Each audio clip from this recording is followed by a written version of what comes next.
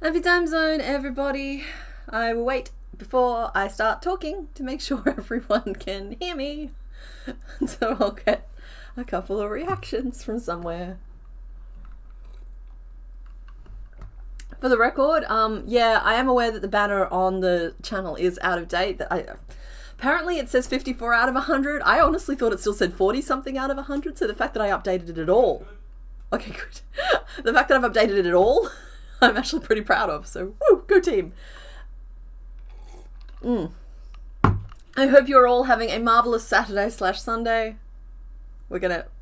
Sorry folks, I don't know if I'm having a day or if the day's having me today, but we're going to just like gently approach things and try and keep them chill. Alright, so we have a theme today, as you might be able to see here on the screen. We have some options on the screen. And we'll get that poll started and then I'll show you the Pokemon from last week because I did get them both finished. They are sitting right here. In fact, I just did a mad dash with about 20 seconds left to go on that intro being like, I forgot to grab them. But I have them. Yeah, so today's theme is these Pokemon mean you no harm. You might even say they're harmless. Anyway, let's start the poll. Let's start the poll before I do more damage. 1, 2, 3, or 4. You can pick any of them. Do I remember who's behind them? Not really. Did them pretty late last night.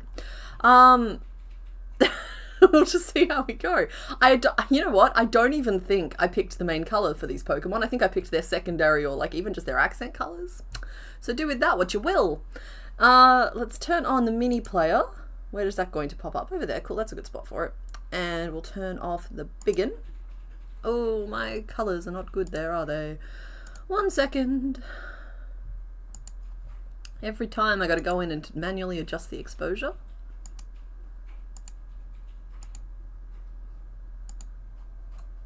But it will mean that you can see a little better. Alright, so last week we worked on Crobat. Got his little teal wings. I got his little double-sided upper wings. And we've named Crobat. Their name is Bunathan Bat. Largely based on the I can't remember what we called this. But we have this. This is a thing we have. So it's a very stable bat as well because it's got a rock in its booty. So yeah, there is Bunathan Bat, the potato. Yeah, he can still sit upright. And then I actually also finished Fluffy last week. We named her Dolly Barton. And there's this little menace. And I do have Mareep still here. So they are both Fluffy. And one thing that was really interesting about making Fluffy actually is the fact that she literally really is just Ampharos under that fluff, and it's just like it's not necessarily super obvious when you look at the official sprite that is fully covering number 2. Sorry about that, guys. Whoop, there we go. But like literally I could make this exact same pattern in yellow with a red ball at the end of the tail and just not do the fluff and it would fully pass for Ampharos. That said, we might make it a little taller and a little thinner when that actually happens so that we end up with a full proper set. Yeah. So yeah, those are the 2 from last week. I'm afraid Steelix has not progressed, largely due to the thing happening behind me, which we will not be talking about today. You will find out more about the thing on Thursday. So far I fed it 15 balls of yarn. So, in a time when yarn shortages are running rampant, it's kind of fun. You never appreciate their similarities. Yeah, exactly. And I was just like, I always looked at them and thought it was really odd that she turned into a kangaroo, but having made her, I'm just like, no, she actually is just like a little toddler Ampharos there, just with her like baby fluff. Yeah, haven't grown in the pin feathers yet. Okay, so you guys have had plenty of time to make a choice here today.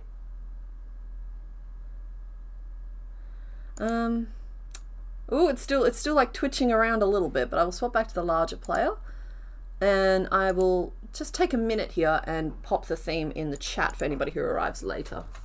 Theme.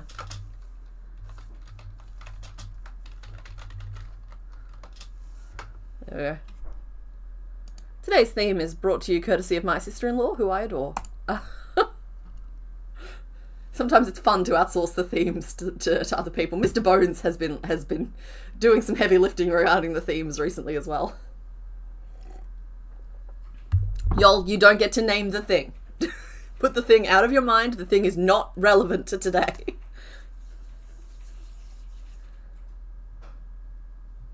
And it's thing with a lowercase t, as I'm just like referring to an object.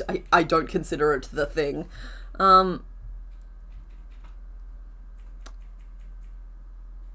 Okay. You tease the thing but issue silence. Ugh, so cruel. Y'all, you have to wait 4 days. I'm the one who has to finish making it. It's also used almost an entire kilo of stuffing. Yeah, act surprised when you find out those details in the video for me, okay? Okay. Alright, yeah, no, we're closing off the poll. Thank you to everybody who voted. Let's just do this. End poll. Alright, you guys have solidly picked number 3, which is surprising to me, honestly, with 40% of the vote. Then came number 4 at 28%, 2 at 26%, and 1 at just 6%. So, 4 days in this economy, that's forever. No, honey, I must insist you abandon naming the thing, because until they see it, like, these names aren't suitable. Like, they're not. Fair enough. He's full of bugs. Aren't we all? Oh, you want to see my bugs? Sorry, I'm just going to get distracted for a second here. I got these yesterday when I was restocking my yarn. Look at these. I'm going to turn them into a pair of earrings. I just think that they're so, so pretty. Can I focus further up? Oh, I can. I just think that they're so pretty. So I'm going to, like, have a little matching pair. Well, they're not really matching, but they're matching enough. Of little moth ears. I'm very pleased with that. Anyway, I'm going to focus now and stop doing show and tell. You guys picked number 3. Yes? Yes. Which is this one here, and I believe I've got everything all set up correctly. So let's reveal who is behind door number 3.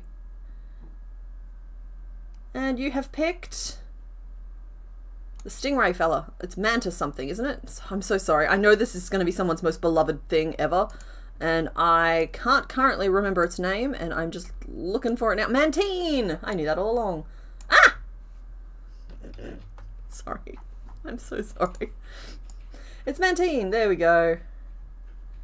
So, Mantine is clearly harmless, and is not a threat to anybody unless you're like a prominent Australian wildlife celebrity. So, let's change everything over. I think this is number 76 today, though I am just going to double check that against my Pokédex, because I think it would be reasonable if I have lost track, given the givens. Details. Yep, I have 75 marked off in our Pokédex currently. I'm just going to check that one of them is at least Crobat, and it is. Excellent. So, Mantine is officially number 76. Which is there. And there. And you'll note that the profile picture here has a tiny little Remoraid included in there. He's got like a little Remoraid buddy. I think that's cute.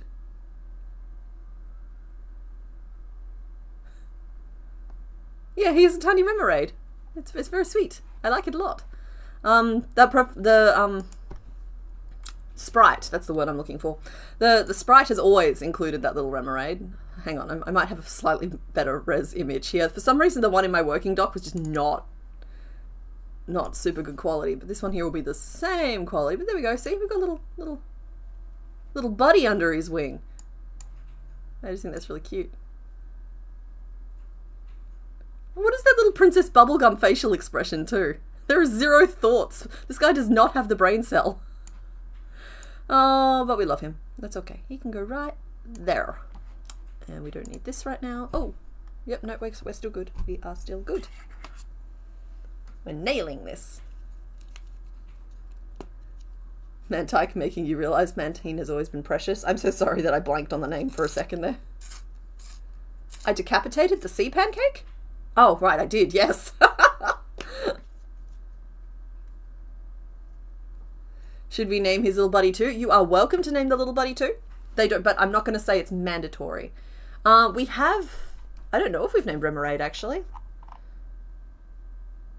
I'm assuming Remoraid is the same gen. Okay. Sorry, I just saw Octillery's name.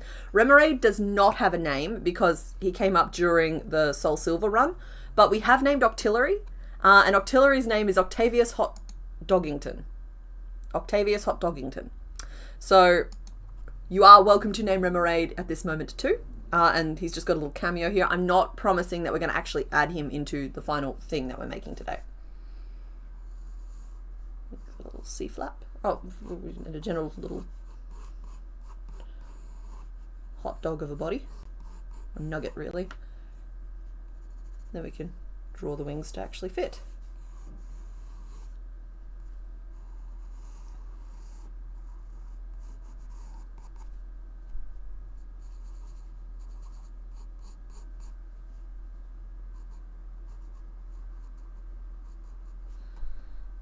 I think we're going to use safety eyes today.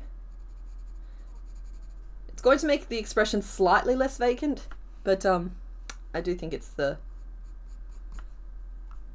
right answer. Those zigzags down the wing are going to be an absolute pain in the buttocks. I can tell you that now. Oh, this totally would have been a candidate for my bunny stream last week. Look at those ears. Some little gills that will just be stitched on.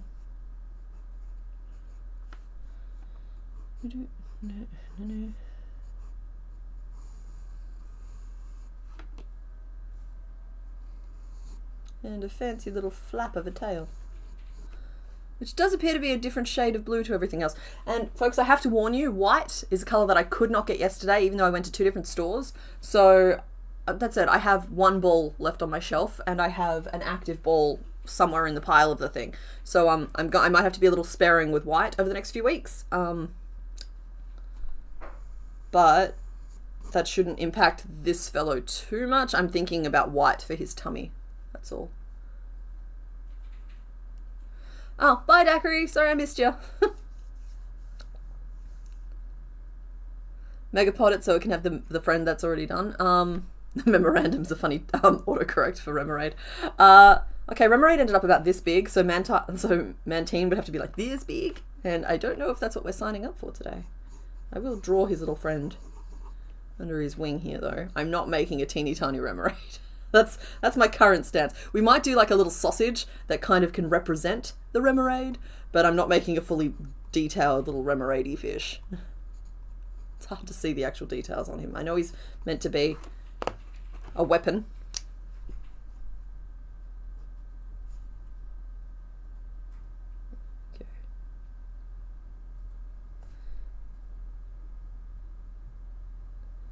Don't know if I've really nailed the proportions here. I think I've attached one of the wings too low.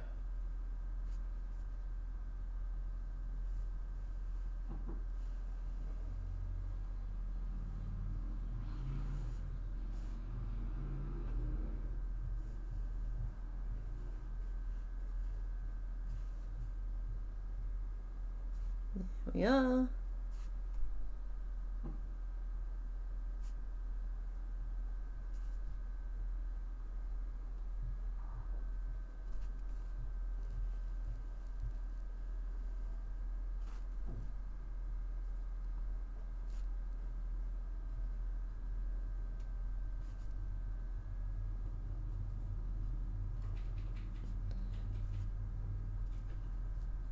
This thing does not look like Remoraid, it's just a blob. Question, when I do Dragapult, am I going to remake the little Dreepies? I want the answer to that question to be yes, so badly, but it's going to end up being about how big the rest of them are at that point. I think as we head into those later gens, by nature they are just going to have to become bigger, or we're going to have to lose some details along the way. So it might be that the little Dreepies end up just being like little faces that we attach instead of being whole Dreepies that get stuck into the hood.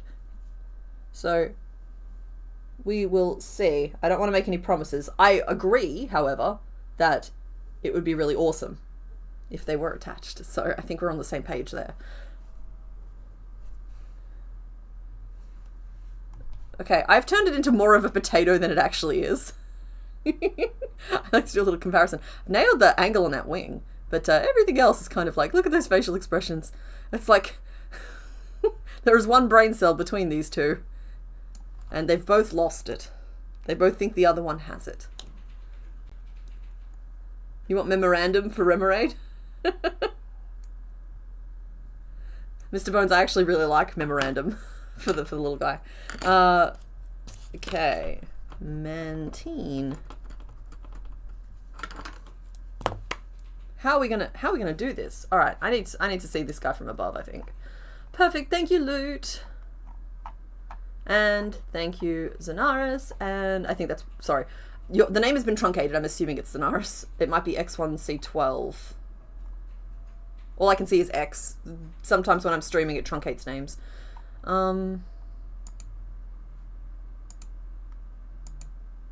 Either way, thank you. Thank you to whoever has shared images. Oh, there's markings on the back. That's good to know.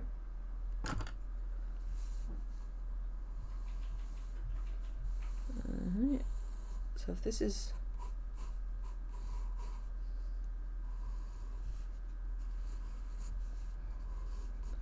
This is our guy. The tail goes out the back, but I'm not focused on that right now. And we have those there, and then he's got like proper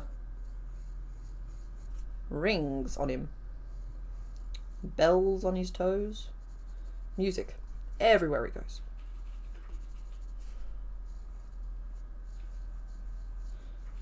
It's a nice little safety feature. Have eyes in the back of your head.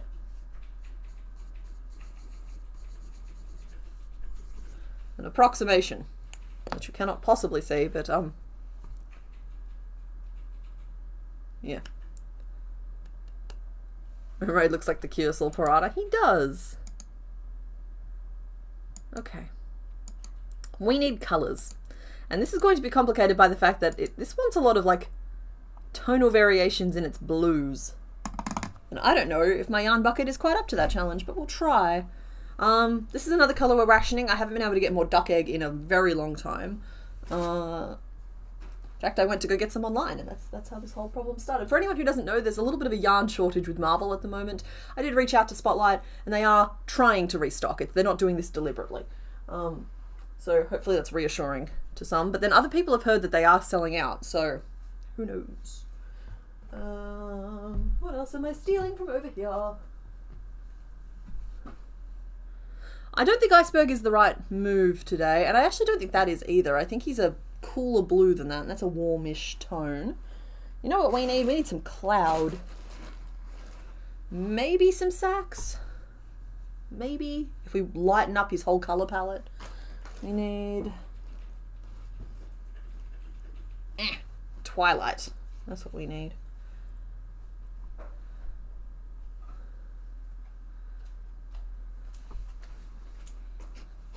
You're just dying to get in here and start rummaging.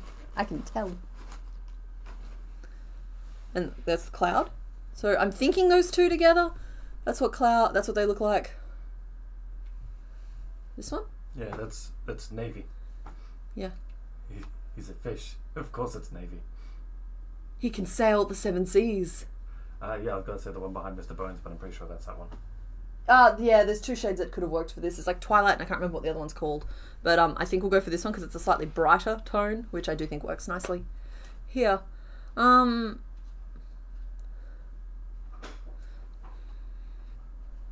Okay, so I can go white tummy, but I don't like that. I wish there was a shade between these two, but the closest I have to a shade between those two is the Iceberg, and I think the Iceberg is too bright. Not loving how the colours are looking on screen today, but it is what it is. I don't think this is correct.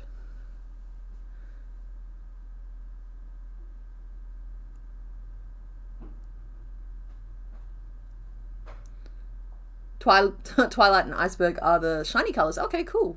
Alright, so we'll go with this, which everyone is referring to as navy. And I'm thinking we'll go cloud. Well, maybe cloud's the colour of the tail, and he does have a white tummy. Oh, I'm stuck. Does Bulbapedia have a determination as to... Is there a pink or grey? Well... I have like a baby pink, which is just looks white in all, like, unless you hold it up next to white, which I could do, but I wish I had a blue type, like I wish I had blue in this color value, if that makes sense. Like, just a closest I have to lavender is way too purple. Good, no jokes about Twilight and icebergs. Okay. Belly looks more purplish. I just don't know if I can provide purple. But if you think it looks more purplish, then maybe we do... Oh, no, that's too blue. I think we do have to do that. Or I could do that.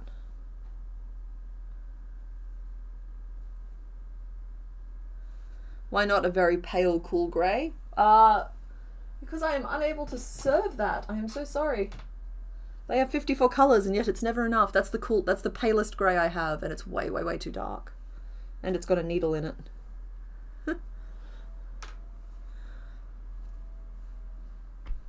But I could do pink.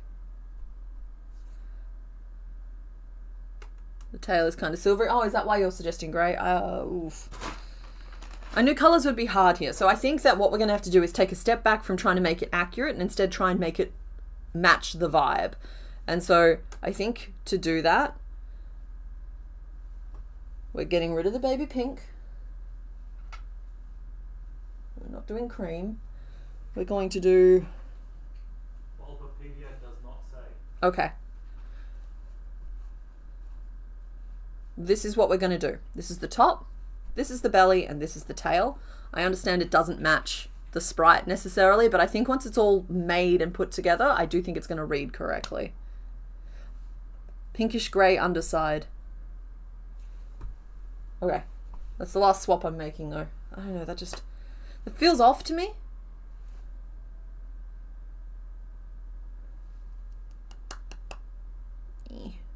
Pinkish grey.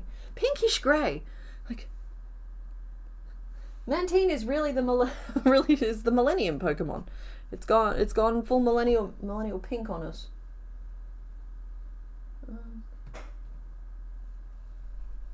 Unfortunately, the belly color is the first color that I want to use, so it's like, it's the one color we actually have to be sure on. Where did I put my hook?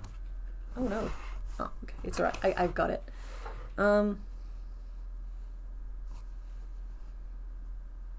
No, I can be at peace with this. We can use this. It's going to be fine. No, bring the baby pink back. I brought the baby pink back. This is the baby pink. So it looks white in most contexts. Can't tell well enough on screen. No, it's okay. You're also trying to save the white. I do think that this will look pretty much white, while also just being slightly off-white in a pinky purpley way. It's kind of an odd choice though. It's kind of an odd choice. But I didn't make the choice. Alright. My goodness, it feels so small to be working with just a little hook like this. Alright. We have started. We have locked in our choice of baby pink. 2, 3, 4, 5. I hope should anybody be trying to make this in future, they'd be able to find a better colour match, but I think that the blues will mostly drown it out anyway.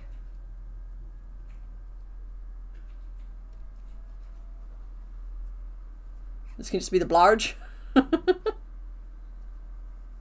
Are we doing small fry too? I will think about it. I have the right colour for him, should we need it.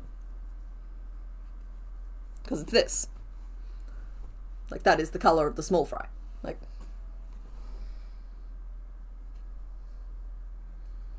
oh, does that mean Mantine's like a large Coke? Or a big gulp? Big gulp and small fry?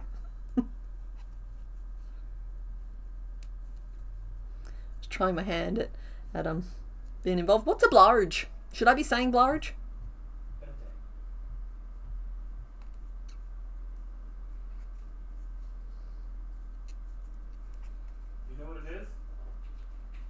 No. I know.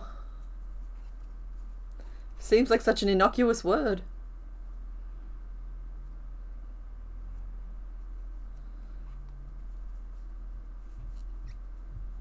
I'm tempted to go up to 24 in terms of size. Big Mac and small fry? Yeah, okay.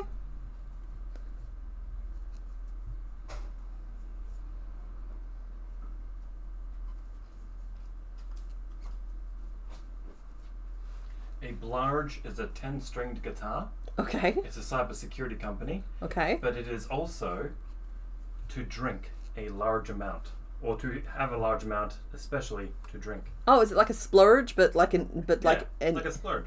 A splurge, but that is more of an expulsion. I really hope that's not an Australianism. Oh, yeah, me too. Because splurge could be something else in America. It really could. Yeah. Y'all, we need to line up our languages, seriously. Yeah. It's becoming a problem for me. Oh, it's the name of the IKEA stuffed shark, honey. 1, 2, 3, 4, 5, 6, 7, 8, 9, 10, 11, 12, 13, 14, 15, 16, 17, 18. Yeah. Is that big enough? I think that might even be big enough. I think we're going to stop at 18 and then I'll push it up to 21. Yeah. But that'll just like round off the curve a little bit, but you know, it's good. No, languages are beautiful. Let them evolve. Oh, absolutely let them evolve, but let's all get on the same page because we have some things that we say that you'll find a little more offensive than we do. And like with the idea being that nobody's trying to offend anybody else, that's all. 18 divided by 3. I can do that. 18 divided by 3 is really easy. I'll know the answer by the time I get there. 1, 2, 3, 4, 5, and then we do the increase here. Oh, blarge. I'm doing it again. Stop pronouncing words when you haven't seen the meanings. Current name list: Ravioli, Steve, Big Mac, and Small Fry. No, I'm nixing Steve, folks. Honestly, I judge myself a little bit for making the joke anyway. It's just like, let's leave the Irwins out of this. Like, can you imagine if every time like a car came up, you had to be reminded about some horrible thing that happened to your family? Like, no. I'm judging myself for making that joke. I don't like it. We're not doing it.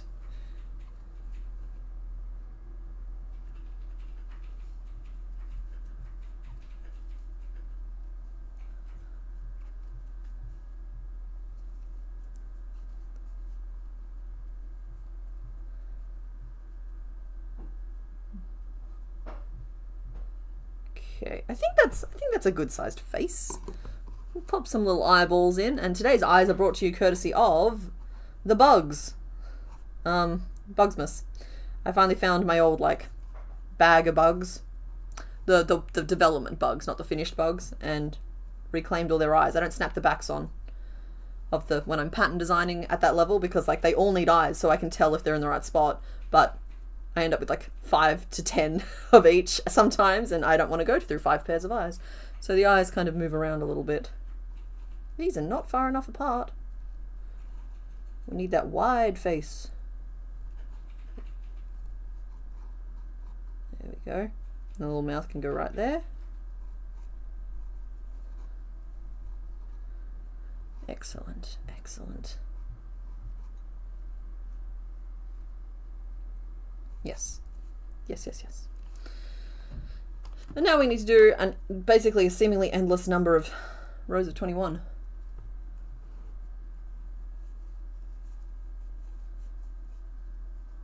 You named a Garganackle Steve because he reminded you of Minecraft. Fair enough, that's fun.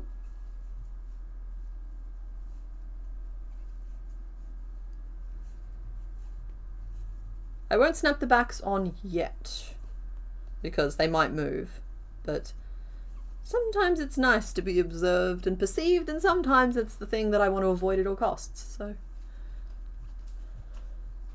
Hi. Hey, pretty lady. Can I put a drop of white paint into the middle of each of the eyes? I can appreciate the instinct. We'll see. Okay.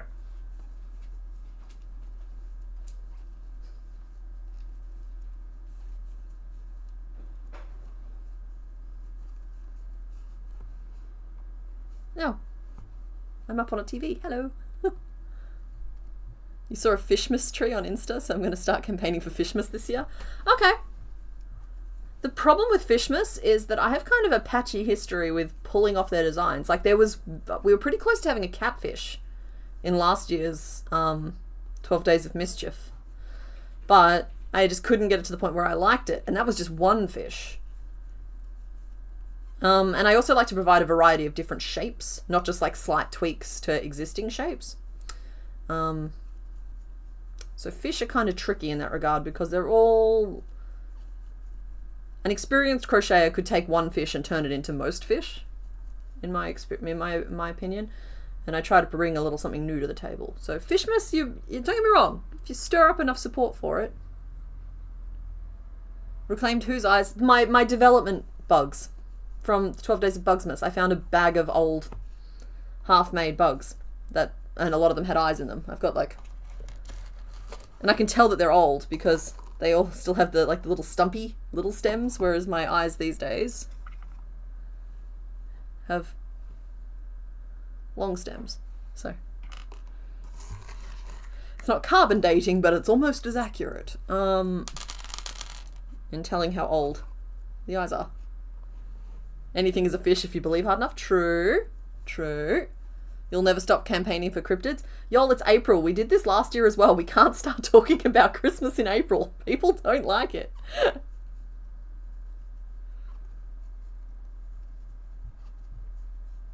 Am I planning on making that fish a pattern one day? I mean, I didn't throw the notes away or anything. They're all just saved in a folder. I do think I got it to the point where it might have been okay, but at that point I was just pretty sure that I was working really hard for a joke that wasn't even that funny. Because like the whole point of it was like it was the 12 Days of Mischief and this one catfished you and like that was it, and then we were just left with a fish.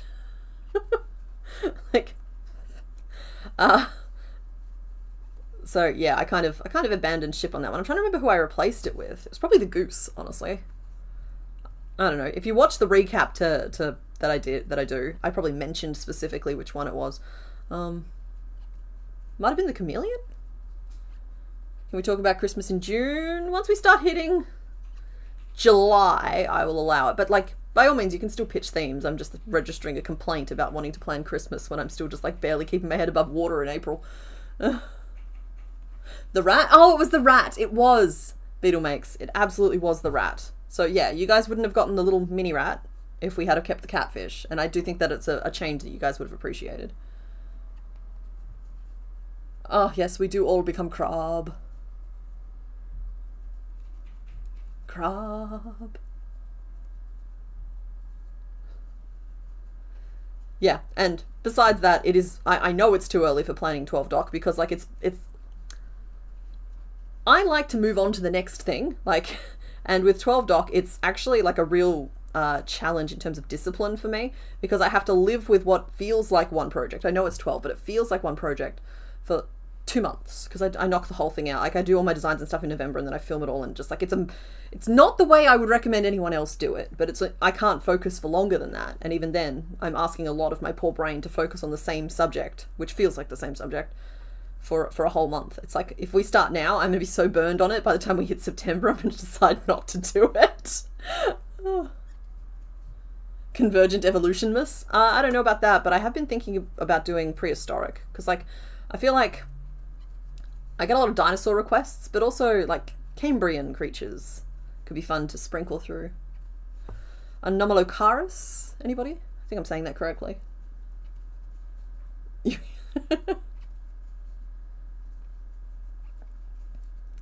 Yeah, that's what I thought. I thought you guys might like the rat. Like little rat, mini rat, beloved rat. I love this. I'm not keeping count at all. Nobody let me take that bobby pin out though, because otherwise we're in real trouble, because normally I'm at least kind of keeping track. I'm not keeping track at all. Barely present. Somehow thriving. Oh, didn't even write down the previous row. To get us up to 21. What about fossils? Yeah. The don't pin. I don't remember where I moved it. I think it's there, maybe. Can you see it there?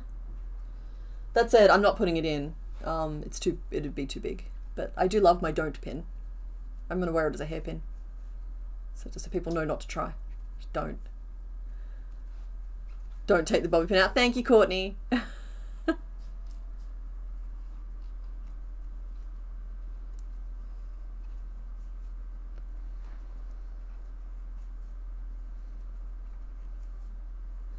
I'm sorry. My brain went from mountain chicken to Rocky Mountain oysters. And just the idea of having that be one of the 12 days of crochet is very funny to me. But I think that might be something. I think I might just be laughing in Australian there.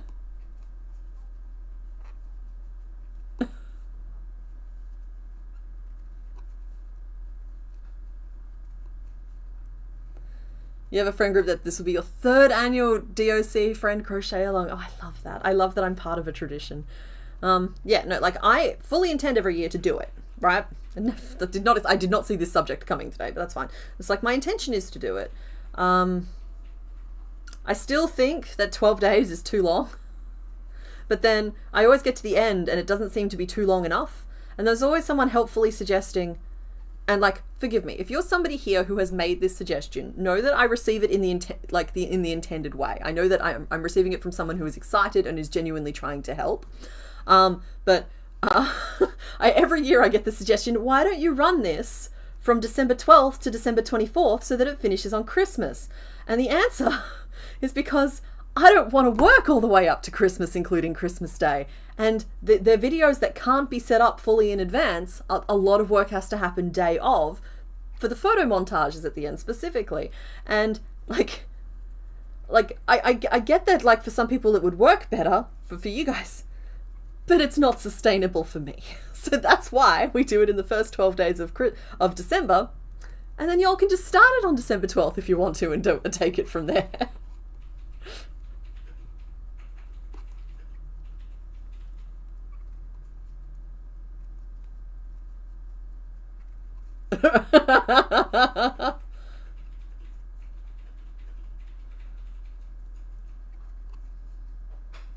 Wait, what's happening?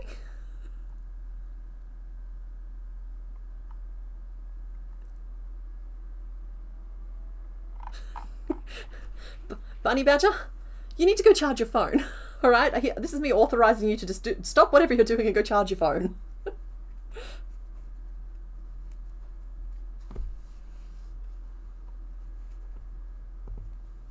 No, you can talk as much as you like.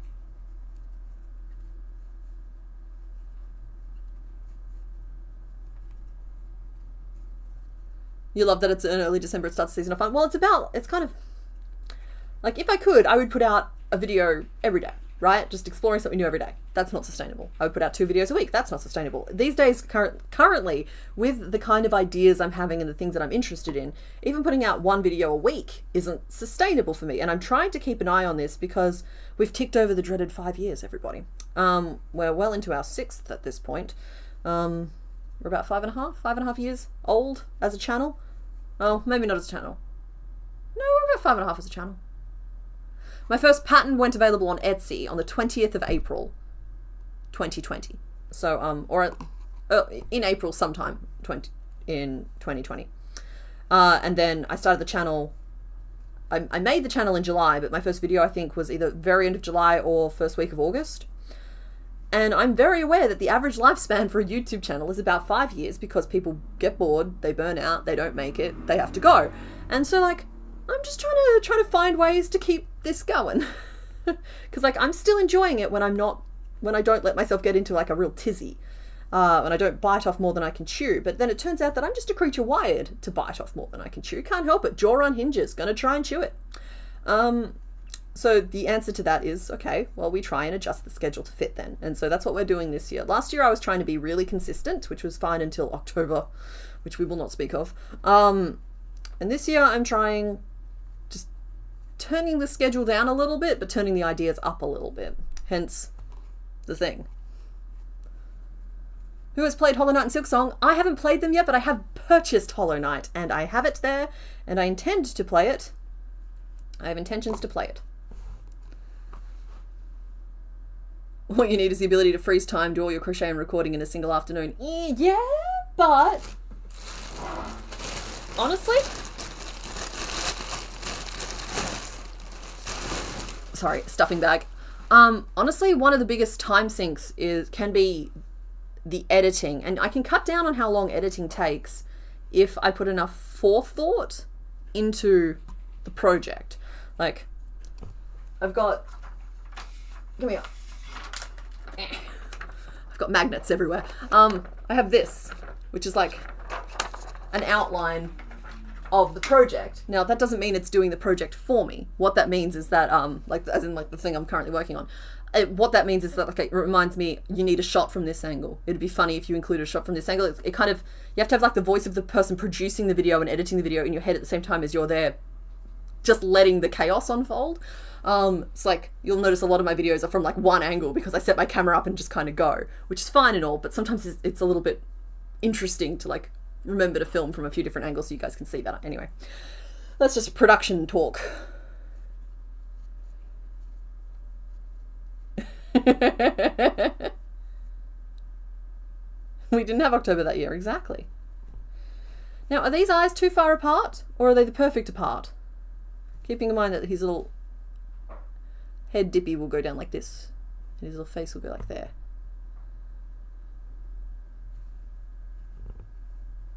I'm worried that they're too far apart. I'm going to move them in one.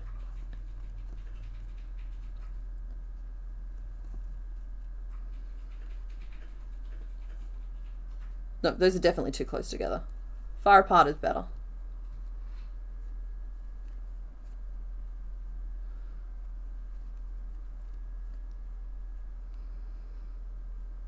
Because I got to snap the backs on. And I am going to have to use my new backs. Though I do have a baggie of old backs somewhere. I knew that if I saved them, the eyeballs would come. Now, tell me how those are the same sized eye back. They're not. That's the answer. I'm going to just assume that I've done that, not the person who sent me the eyes.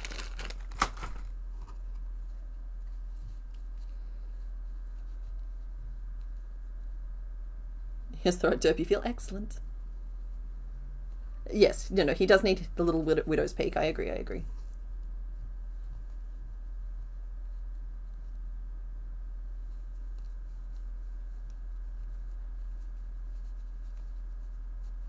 we go.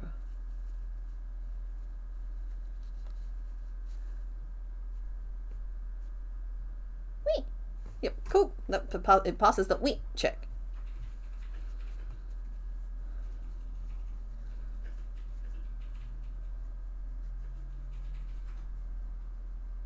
He's telling me not to remove the pin. 1, 2, 3, 4, 5, 6, 7, 8. We've done 8 rows, well, 8.5. I'm going to finish this row. Thank you, Mr. Bones.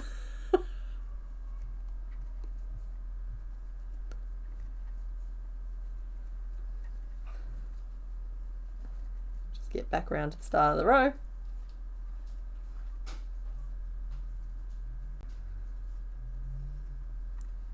Yeah, what is the current name list? That's an excellent question.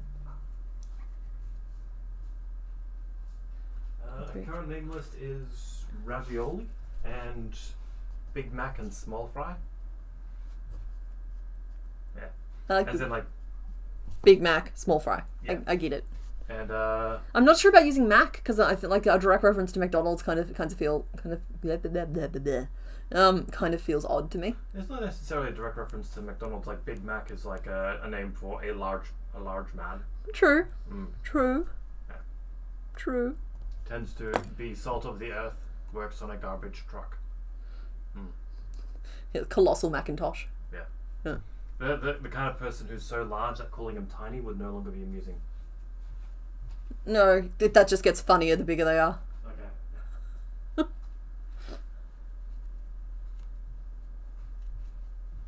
Right now he's very worm-like. Well, we all start as worms and we all end as crabs.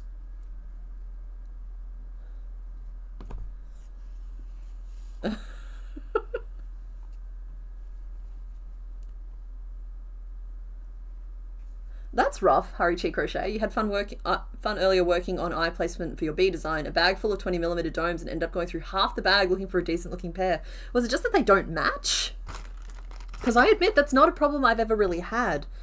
Australia does have sorry, I don't know where you're located. You might be in Australia as well, but I've never had any issues getting just like bulk packs off of eBay.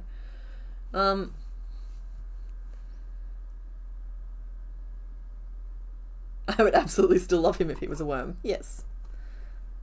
Alright, now we need to narrow off to a point, and I might have done too many rows, but I do think that we're okay. I think we're fine. I think it's fine. I have put the eyes in though, which means I need to be slightly more careful when narrowing off this point, and I should make a note about the eyes. Went into row 1, 2, 3 with 1, 2, 3, 4, 5 between them.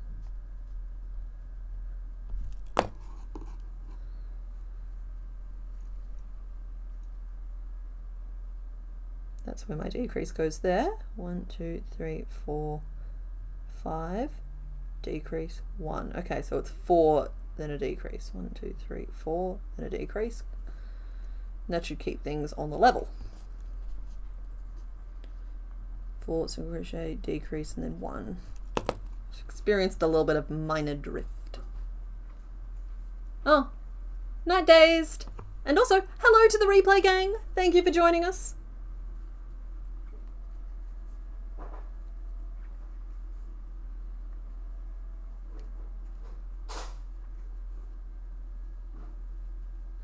Angry Bear Ironworks, when you talk about like the original series of My Little Pony, are you talking Friendship is Magic, or are you talking about like the schmooze?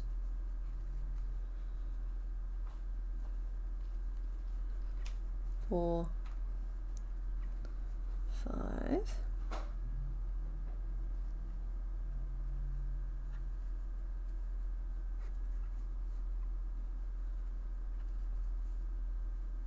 Posted the Easter Bunny hat you made for your baby in Discord. I'll have to scroll down and have a look later.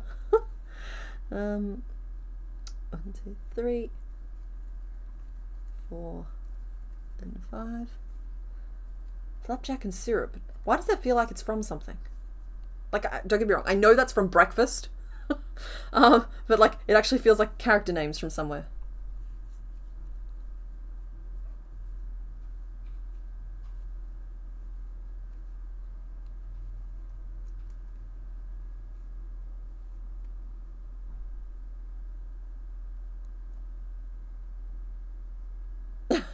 You can tell apple fritter from apple pie, and this has pushed out important information. You sound like me. Oh, the number of TV shows I can just quote because I would find a show and just watch it on repeat. Like, yeah, and these days it's not so coherent. These days it just bobbles up as like whole sentences from nowhere, from the depths of my brain, and just like, and that's my form of communication for the day. And like, I'm just like, guys, I could have used that space for something helpful, something useful. The schmooze is from the 90s, I think. You know, nothing can stop the schmooze.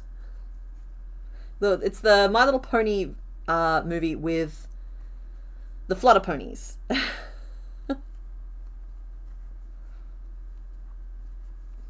Anyway, that was my first My Little Pony thing. We had a couple of more episodes than that. But that was the movie. And then, like, My Little Pony Friendship is Magic. I liked it. I did. I don't think there's anything wrong with it. Captain Knuckles for Mantine and Flapjack for Captain Knuckles?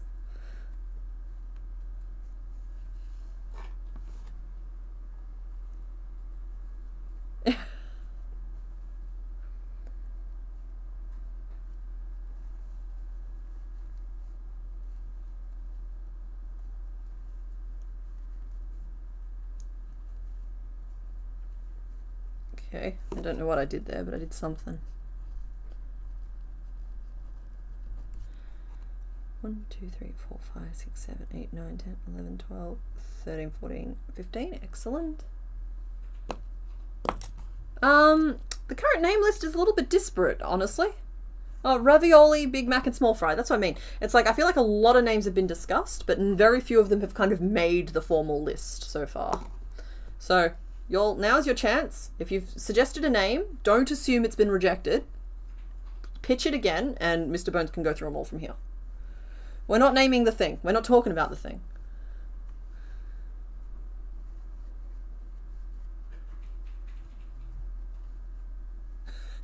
Maximilian Escaroth is still low. He's in there. Yeah. He ain't going nowhere. God, I referred to a type of pasta as yerks, like the wiggly ones, like the mini lasagna sheets, to yerks to my younger sister once, and she could never eat them again. The horrors you get to like visit upon your younger siblings.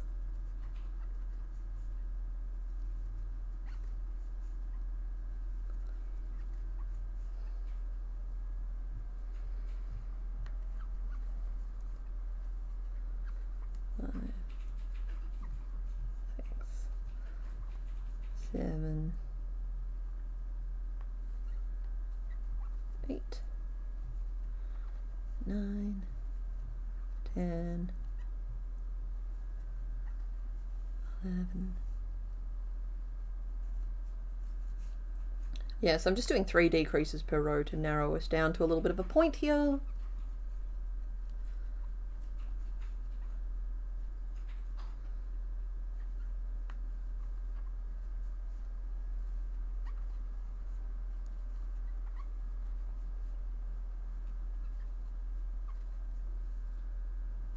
Okay, Big Mac and Small Fry, Raymond, Pancake and Bacon, and Lumpy Sea Princess. A lot of Adventure Time references. Didn't see that coming. Oh, right, yeah, he does have the Princess Bubblegum face for sure, though. I get it. I do.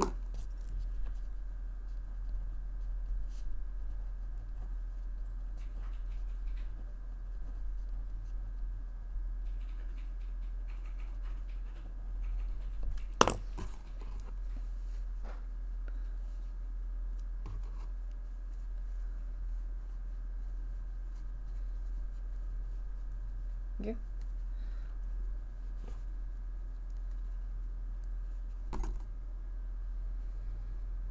I'm so tempted just to like continue this down to the tail, but I do think the tail is a different color.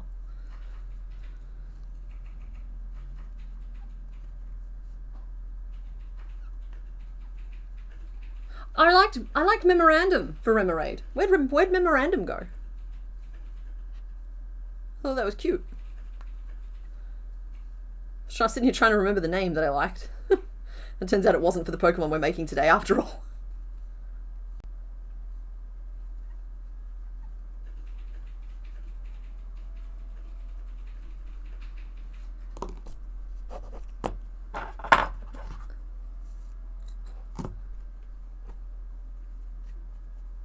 Every generation gets a wise blue talking dog, and this generation got one of the best. Yeah, Bluey. Absolutely.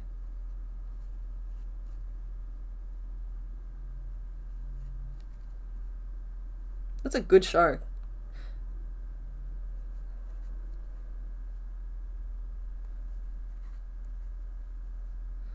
I'll admit that I have not seen a lot of it, but I've caught maybe half a dozen episodes. And of those half a dozen episodes, 2 of them made me cry. So that's where we are with that.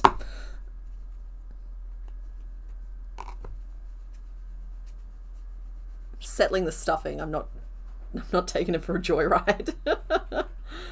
Okay.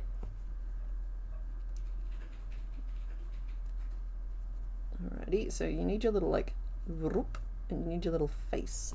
I'm tempted just to add the face. Do I have any like needles? No, it's too much hassle. I can't find black and I can't find a needle. We're not going to add the face right now. But there, I'll have some little gillies. So we're going to do the fins next, I think. And there is like a couple of different ways we could do the fins. Like I'm tempted just to make underpieces, right? For each side. And then do one giant blanket that goes over the top of everything, which I think will give us a smoother look. Smooth. We like our princesses smooth. It's a quote from The Nice King. That's not my own personal opinion on princesses. You started crying in a Bluey episode. Yep, it's gonna get you. Eventually it will find and unlock whatever childhood traumas you've been repressing, and it will just gently try and heal them.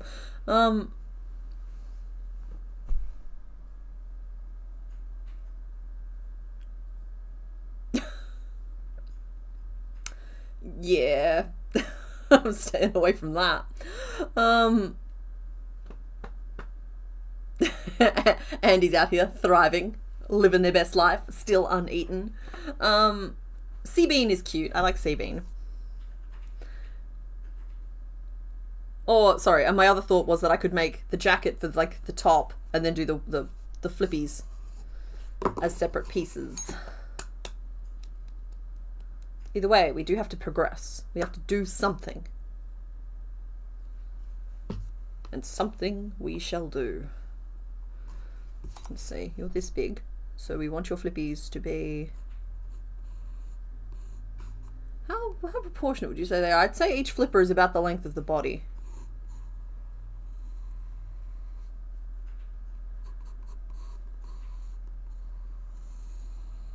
Like that.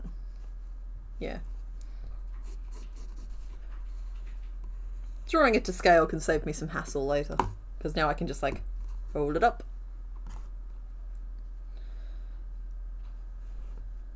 And just to keep my row directions pretty, I may as well talk about it. I'm going to work it in rows going like this way.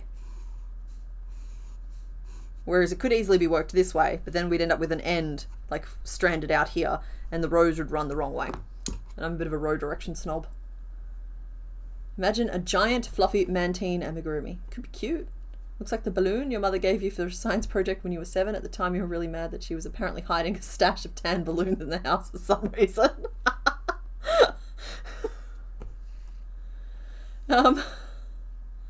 Okay. Are we sure it was a balloon?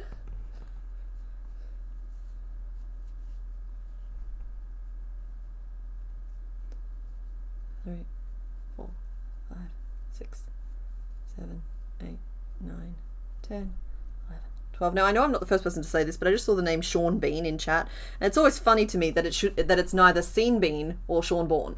That it's Sean Bean is just, it tickles me. Like, thank you to the chaos that is English. Well, the sticky flypaper that is English. I understand we've adopted pronunciations from pretty much everywhere.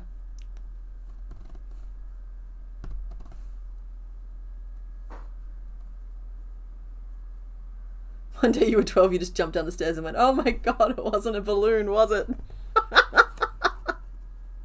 2, 3, 4, 5, 6, 7, 8, 9, 10, 11, 12, 13, 14, 15, 16. What kind of project were you possibly doing where your mother was like, I know. Like, are we talking paper mache and we needed a balloon for a base?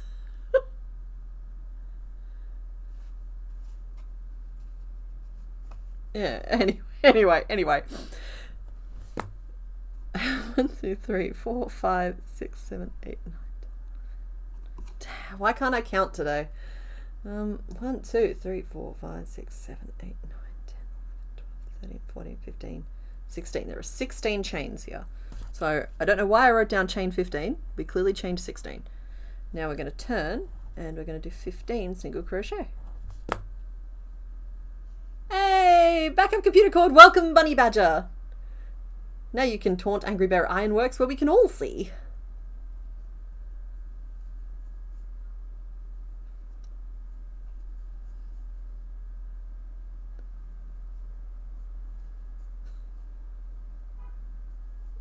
Sean Bean lives.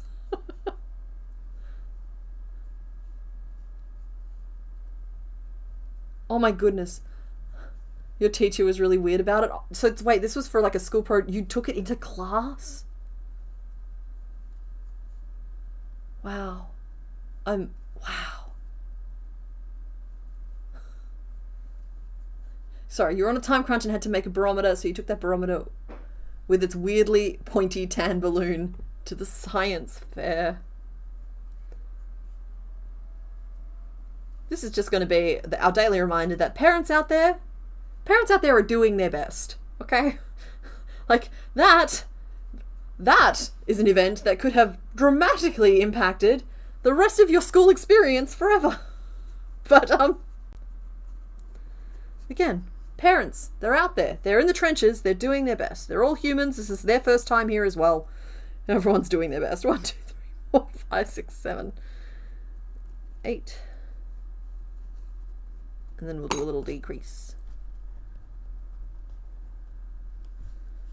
Which brings us, that's 9 and 10, and then there'd be 5 left.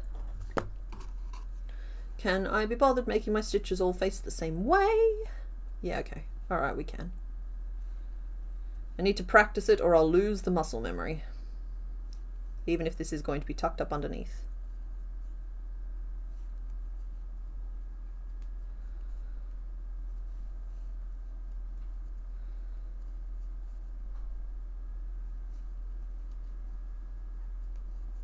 Five. 6.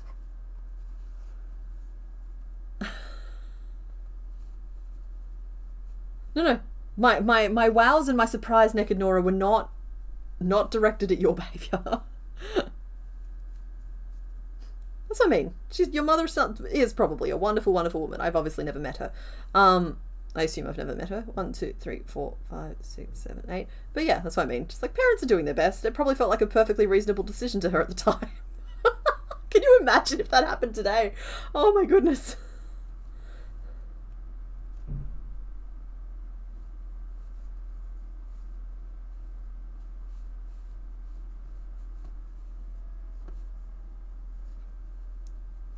Your parents once called you the guinea pig for raising children because you're the oldest. I think that's actually kind of a pretty standard thing. That said, I am thoroughly a middle child, and I am very much a middle child. So no amount of blueprints were going to prepare them for me, and I will never feel loved enough. Decrease 1, 2, 3, and then a decrease. We are going to decrease at that tip, I think. No, we'll decrease in the next one.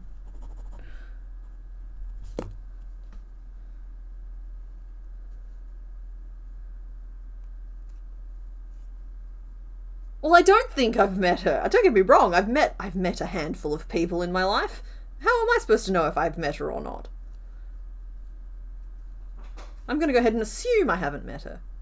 I think that's a fair assumption. Alright, and yeah, we'll do the decrease in this next row. We'll start with a little decrease.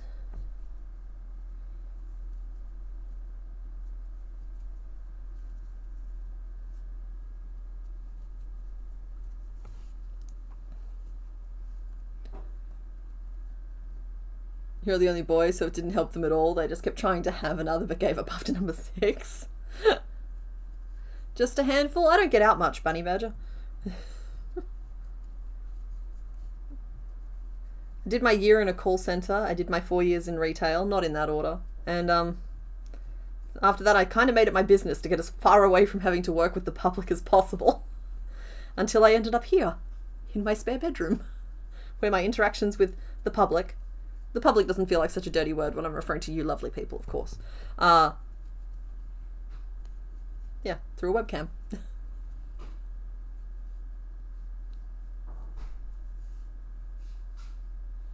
Yeah, Fiara, I get that. I've heard that as well. Like the whole, like, they're way stricter with the first one. By the time they reach the last one, they're just happy if...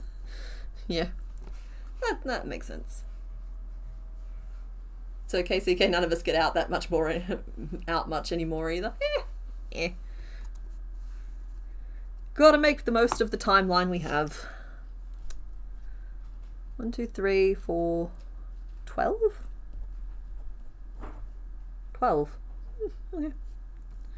You want to be 12, you be 12. No, not you guys, the stitch count. 4, 5, 6, 7, 8, 9, 10... 11, and then we'll decrease again.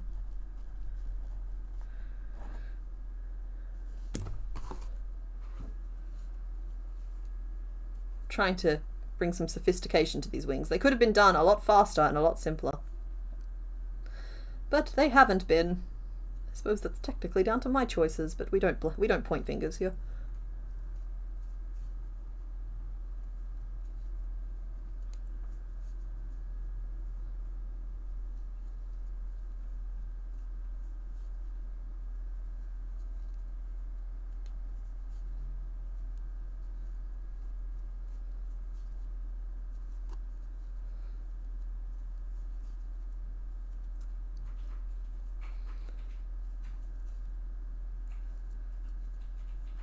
Sorry, using up slightly more bandwidth than expected.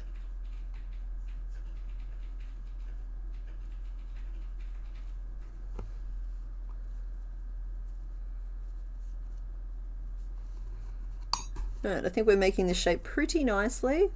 I think I might need to do something a little bit more extreme at the start of the next one. No, you know what, I even think that's just a... No, we're going to have to do the thing. I love how my version of extreme these days is, oh, we're going to single crochet 3 together instead of 2.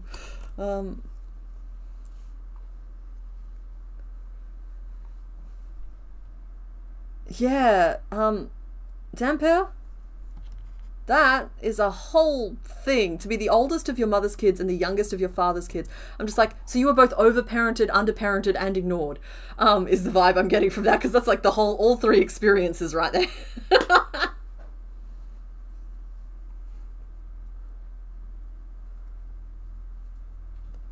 It's the speed run for every parenting style. Any percentage.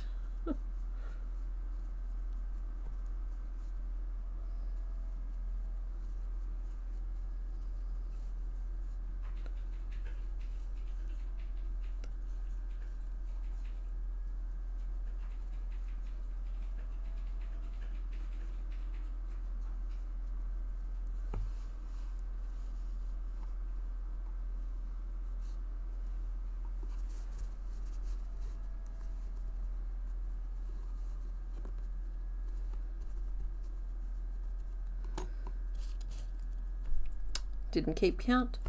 Should have. A complicated knot story. Let's see, that was 12, and then I used 3 of them, so this would be 9.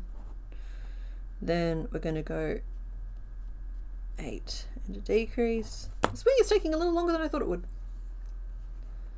Like, it's fine and all, but it is taking longer than I thought it would.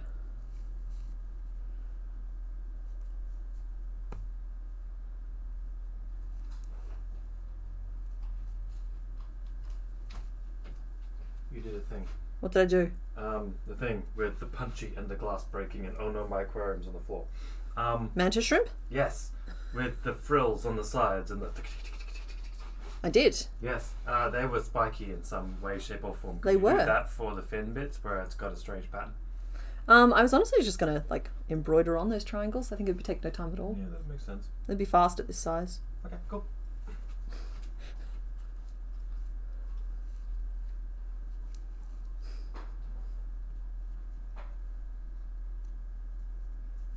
For the record, yes, I do want to hear him describe every possible animal in the world to me using his language. Every time.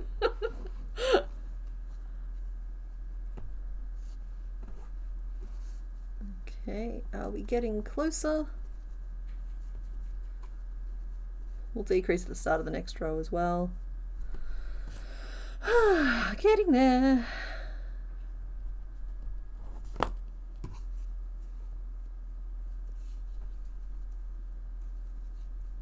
Or maybe it's time to...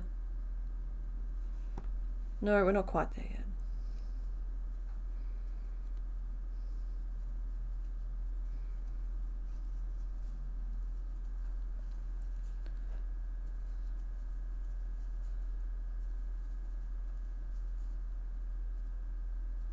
Yeah, Mr. Bones' language is very, very entertaining.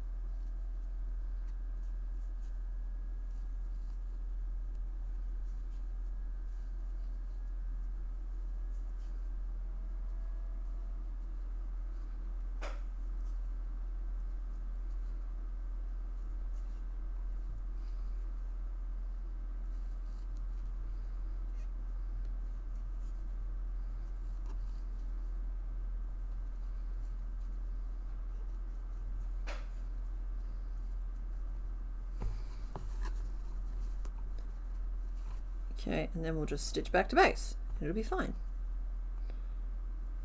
1, 2. He's hoping I drew this picture properly, because otherwise I do think I was supposed to slope in more at the bottom there. It's going to be a little bit more of a flap.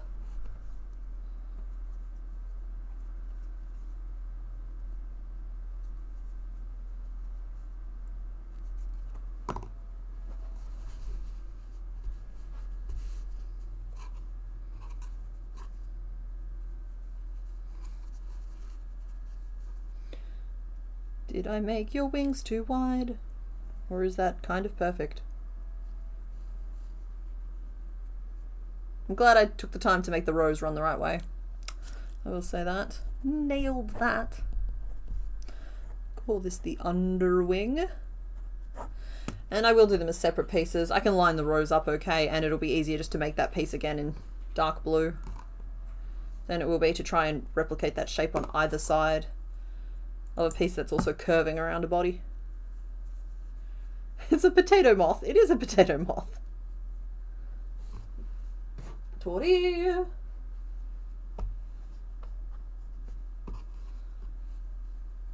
So, not for any reason or anything.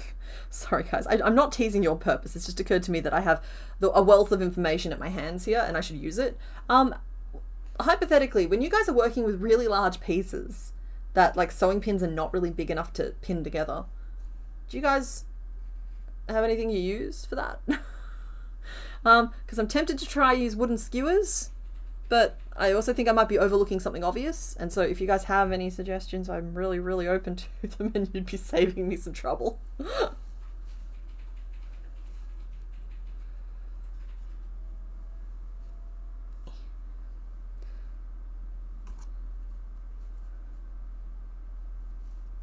Please don't continue the thing name list, because it just gives them, it just perpetuates the myth that the names are either appropriate or suitable or going to be used, and like they're not appropriate or suitable or going to be used. Like, I'm happy for y'all to name the thing that I'm making lowercase t, but it's you have to meet them first. These names don't really suit it. 1, 2, 3, 4, 5, 6, 7, 8, 9, 11, 12, 13, 14, 15, 16. Yeah.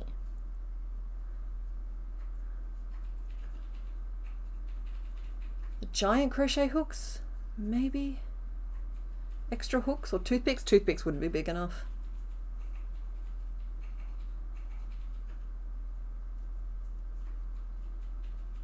Knitting needles? I have 2 knitting needles. Maybe that would work.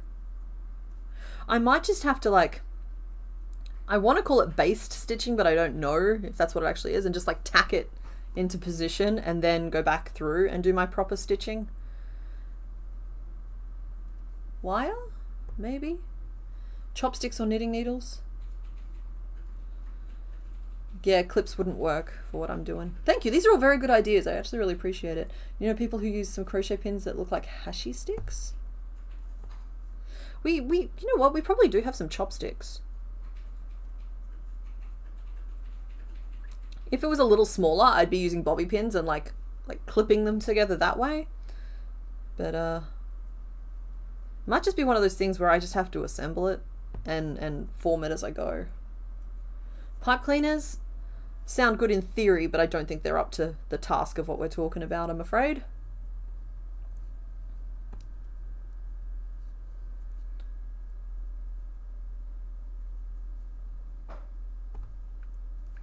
Honestly, you never use pins, you freeball everything? Okay, yeah, cool. Maybe that's the plan. Sorry, I got a bit of fiber just directly up my schnoz just then. And we're okay, and we're fine, and everything's going to be fine. Alright,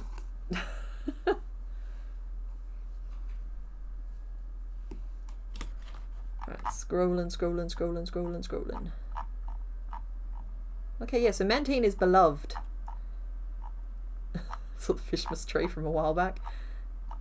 Oh, are those it? If those are it, those are cute. Yes. Okay, cool. So those are actually very, very sweet. Those pins.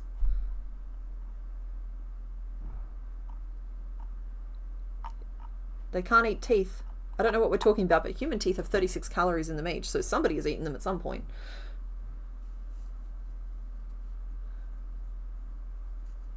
I'm probably just going to freeball it. The way I designed it, that's probably a vulgar term anywhere else. I just mean I'm going to just like attempt it without too much structure. Yeah, the way I've designed it, it can be assembled in like smaller pieces and then into a huge piece. So 1, 2, 3, 4, 5, 6, 7. I kind of did foresee the fact that pins probably weren't going to get the job done. And that might just be, I might just have to commit to a pin-free assembly because the pins are just getting swallowed by the size of the stitches.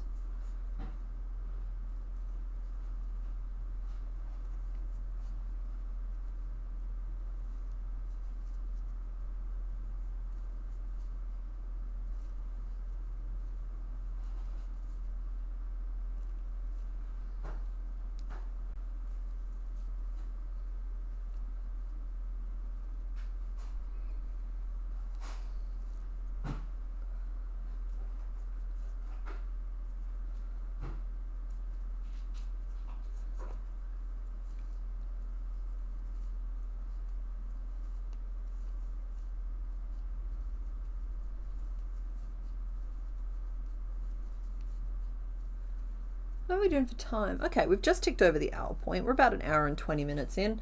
We're making good time on this fellow. We'll definitely finish him by the 2-hour mark.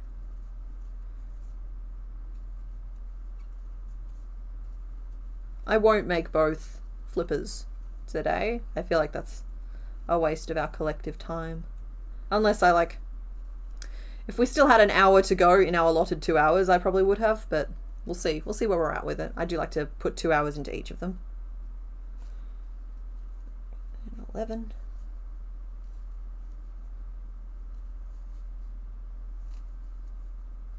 Trying to remember who else is on our armless list. I think we might find out together.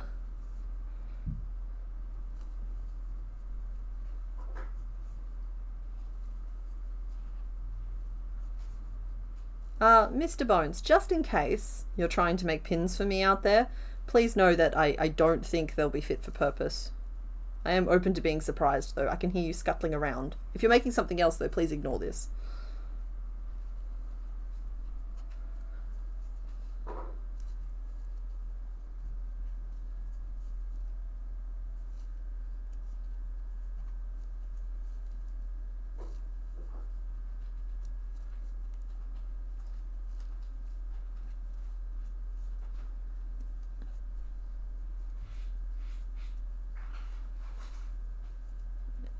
Yo, see, following patterns, I find it's just so hard to chat while following patterns. Can literally only talk while making them up. Use different parts of my brain. It doesn't help that I don't have chat on my screen right now. Where did you guys go? Hello? There you are. Hi. You haven't been on my screen this whole time. I've been trying to read you over there. No wonder I haven't been engaging properly. Hi. Who's that Pokemon? It is Mantine. Alternate plan, make Mr. Bones hold it. I actually might do that. Is the thing a Thursday video? Yeah, the thing that I'm making, like, again, it's turned into the thing here on stream, but I was just saying there's a thing in the background, as in, like, it is a literal object in the background that I'm working on, and it's for this Thursday. That's all. It's just become the thing. But it's not like that. It's just not that deep. It's not like that.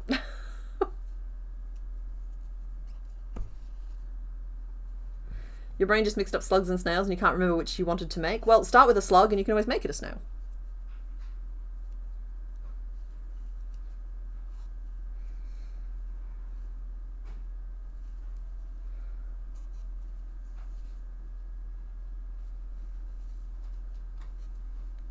Hi. Hey. So the thought was, okay, it's got a little knob on one end. Okay. And I took any burrs off so it won't grab any of the yarn on the way through. Again, and I was thinking this end, just bend it out like 45, so it holds itself in, and then you can just whack. Maybe. It's fairly strong. It is strong, but with the size of the stitches, like they're this tall, and so like if that gets pulled in even a little bit, this is going to be lost forever inside it. it would need like quite a prominent thing. And that's kind of what I mean about like, I know exactly what I would need in terms of materials, and that I don't want to risk pins getting stuck in it, because I don't know if we're going to rehome it with some littles at some point. We don't play around with pins if there's going to be littles involved. 1, 2, 3, 4, 5, 6, 7, 8.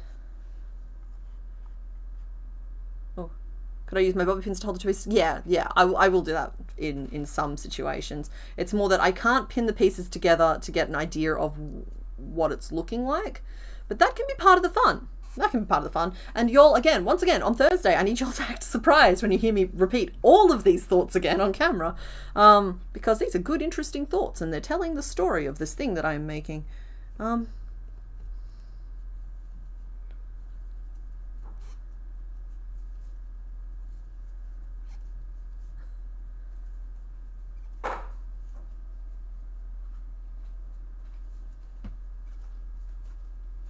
Oh, Mantine. Sorry. I'm being corrected on my pronunciation. Potentially. First of all, that's just a nice object. You know me, I'm a sucker for a pretty object. He looks like a balloon.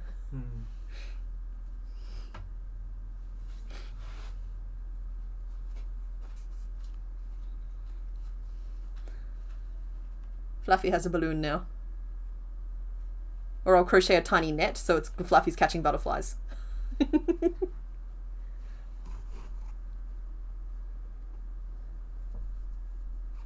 We have no idea about the thing and have never heard of October. Thanks, guys. You're supportive and I appreciate it. You want to make a massive remoraid? What, with a Mantine desperately clinging to its top fin?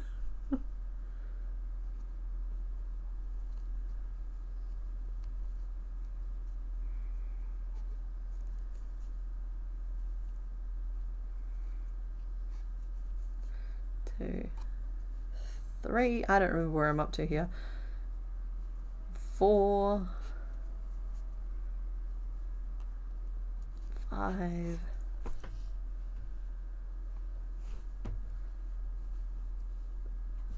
6. Okay, cool, we're nearly done here, because that's 7. Then we just have to stitch back to base.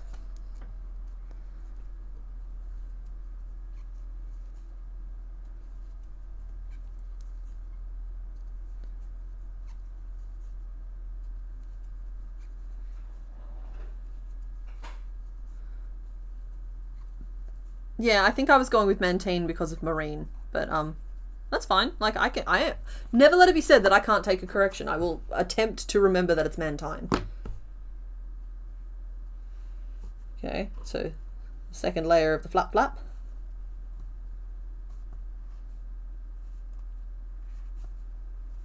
And I'll just work them backwards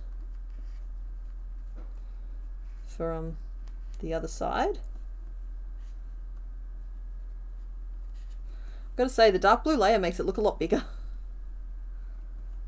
It's going to stretch all the way out to here.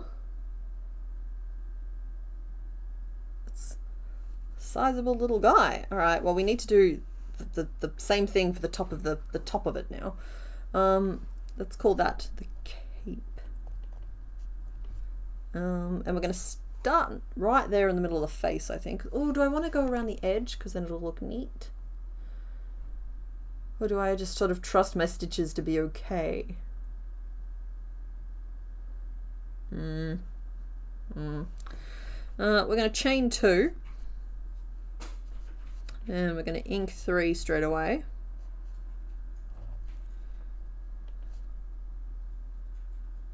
I think this is one of those moments where they increase on the sides and not in the middle as well. Alright, I have my planned approach. He got wingspan, he does.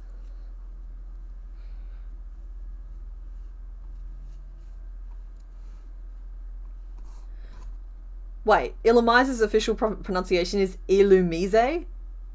Absolutely not. Absolutely not.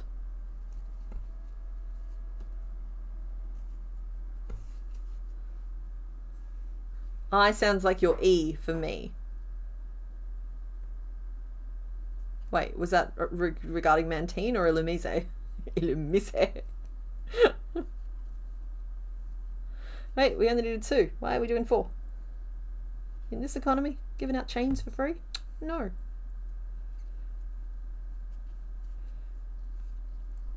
One,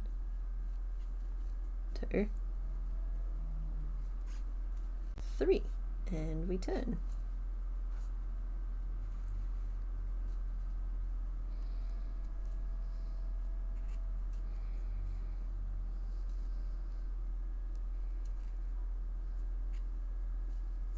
This is so tiny, but I'm trying not to stretch it, but I think I already have.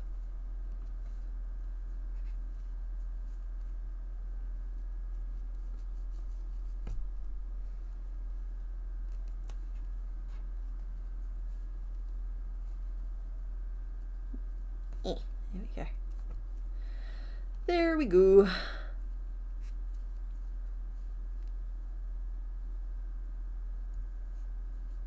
You think the final E in Illumise is silent? You think it's Google AI trying to use phonics?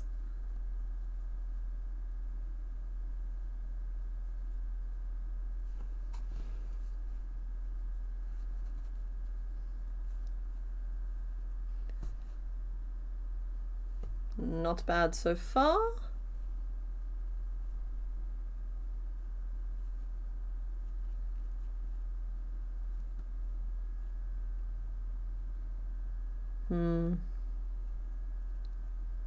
Tempted to give myself some breathing room by just doing one normal row. 2, 3, 4, 5. Just to help get up and over those eyeballs.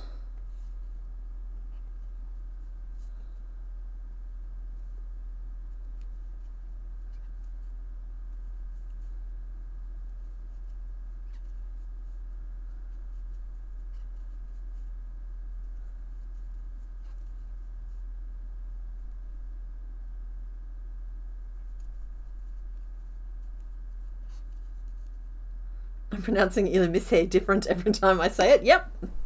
Not on purpose. I'm just undecided about how I feel about that. And let's face it, it's not a Pokemon whose name gets said very often. Again, if it's your favorite, I am not disparaging it. It's just not a Pokemon I've ever really spared a second thought for. It's like, okay, cool, that thing exists. Why does it have stripy tights on? Next. And also, why did we get Volbeat and Illumise? Like, yeah. I still haven't read Parade of Horribles, the next DCC book, Dungeon Crawler Carl, which is just embarrassing at this point, given that it's been available for months. And it's not like I'm reading through the physical copies. I've just kind of got them just in case. You got to store, so you got to save your physical media because, like, reasons. But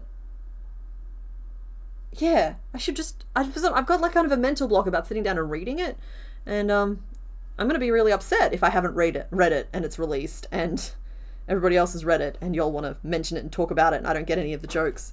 And my poor brother has been waiting for me to read it so that he has someone to talk about it with, but normally by the time I read them, he's forgotten all the stuff he wants to say. So yeah, sorry bro. But yeah, man, I gotta read it. And then, like, I thought instead of the thing that I'm making right now, I was going to make a Mongo and Donut statue, but I don't know, I just wasn't feeling it at the time. I'm worried that I'm perched upon a precipice of, like, liking and anticipating a thing so much I can no longer enjoy it. So I'm just keeping half an eyeball on that for now. Happy time zone. Oh, and happy birthday to anybody who's got a birthday around now.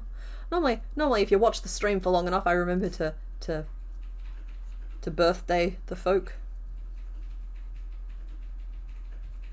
Iru Mise. Yeah.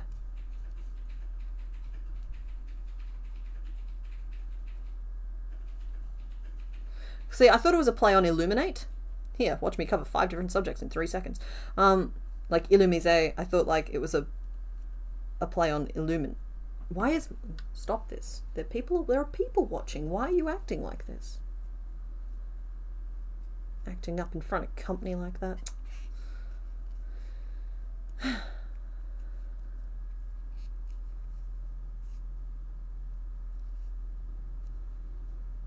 Illumise. We can't see what you're doing. Yeah, no, I was telling off my crochet. It wasn't behaving itself. Okay, we are nearly at the width we are hoping for. Soon.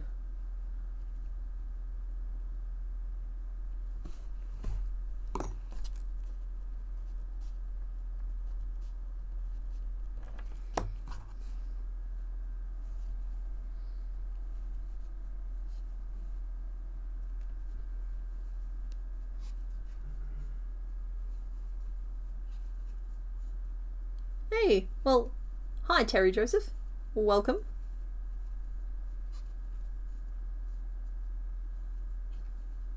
Hype anxiety is a thing. If you know there's an update coming to a game you play, you can't play that game. Okay.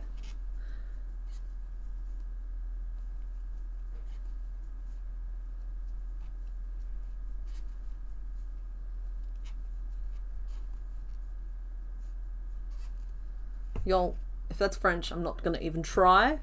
I'm too Australian to speak French. It just can't happen. My mouth is incapable of making those shapes. We all know the reason French people even allow other people to learn French is so that they can laugh at them as they try and make those pretty sounds. Because anyone speaking fluent French just kind of sounds like the gentle hooting of a little owl, you know? It's very pretty. And I cannot do it. Remember that time I spoke French to you and you absolutely loved it? Yes. Okay. Because you knew immediately what I was referencing. Oh! yeah, that just reinforces my point. Sorry, I thought you were talking about like romantic, not your misunderstanding of what zut alos is.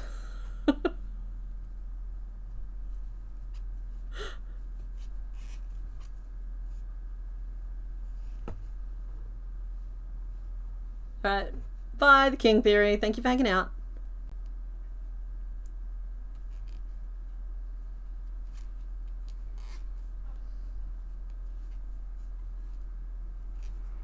French people speak in cursive. Yeah, I agree with that.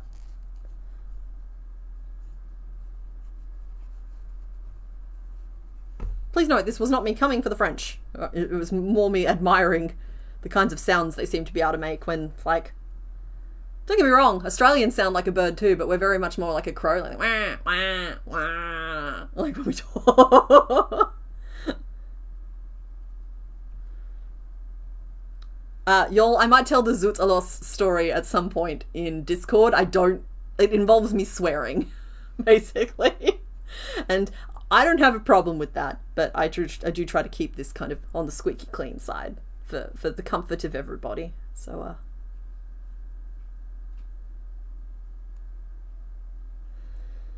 I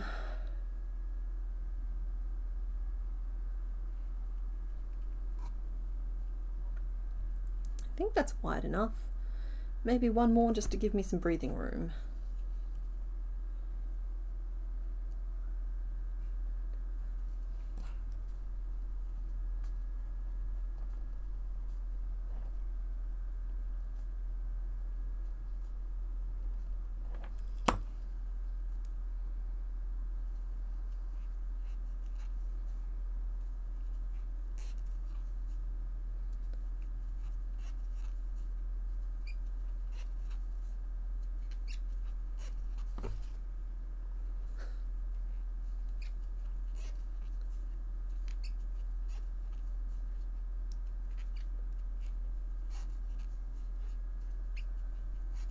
Thank you very much, Gray.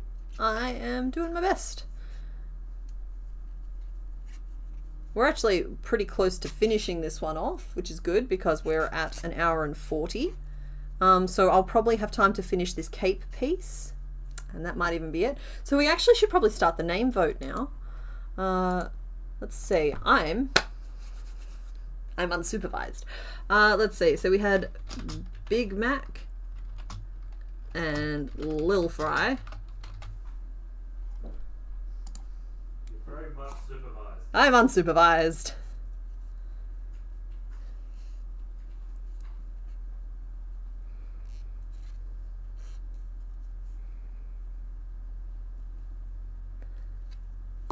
Oh, small fry, not little fry.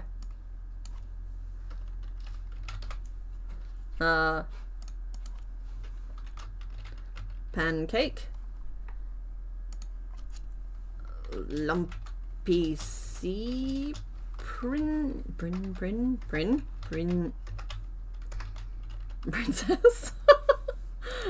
And ravioli. There we go. You are naming the sea flap flap.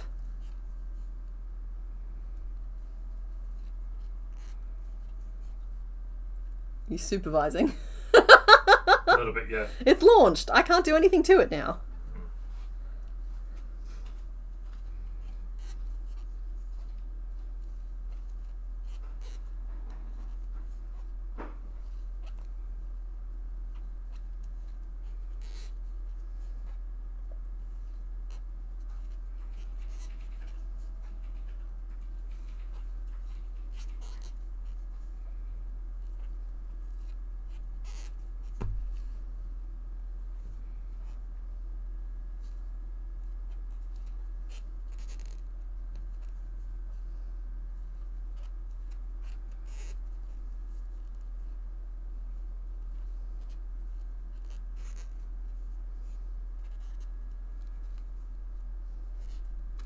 Oh, they should be ravioli. Unfortunately, I was supervised and could not make unauthorized changes.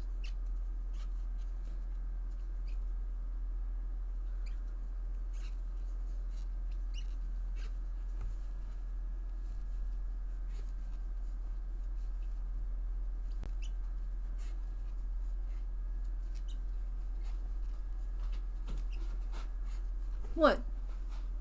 It's just doing an emoji in real life. Yeah, Also known as an expression. So you came in to emote. CK is quiet. Am I quiet? Nobody did anything. I'm focused. I'm sorry. Honestly, I'm just thinking the number 2 really loudly, and now I'm thinking the number 3 really loudly. That's how I'm keeping track of my rows. Like, I don't want to do it to you guys out loud, but all I'm sitting here doing is like 3, 3, 3, 3, 3.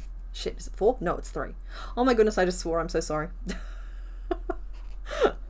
That's what happens. So what happens when I let you guys actually hear the exact things that I'm thinking instead of the slight nicety filter that we have.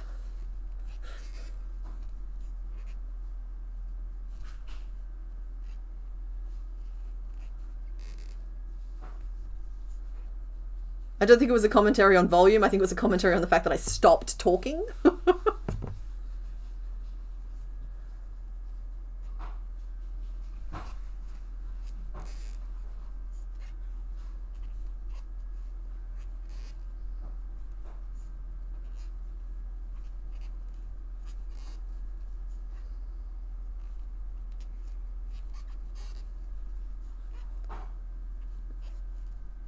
Three. 3. You're a good one. Strong and bitey. Mm-hmm.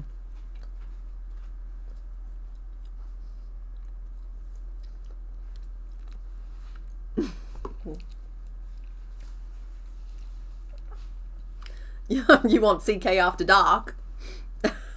Isn't it the middle of the night for you folks? So wouldn't that be just like swearing up a storm during your Sunday brunch?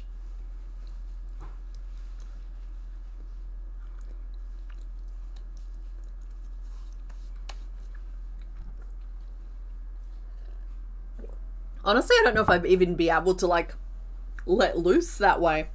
I'm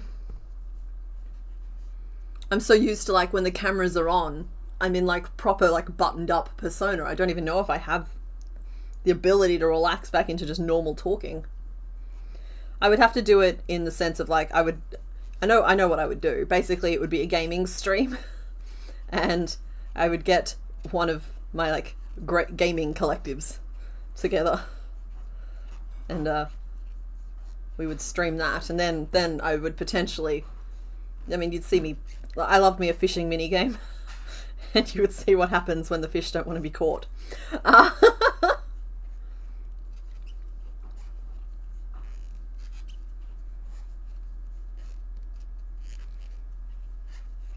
Night, Beetle Makes. For the record, Beetle Make Salt looks like Beetle Make Alt. Sorry, Beetle Make Salt. But I know that's Beetle Makes Alt. You can only count to 4. Yep, that was 4. Thank you. My goodness. We're heading into 5 now, though. Don't confuse me. And I'm putting a lot of effort into keeping my stitches up the right way. This could have been done by now. I am just going to leave the name poll open until we finish this guy off. So anyone who hasn't voted has the time. It's nice to have something going.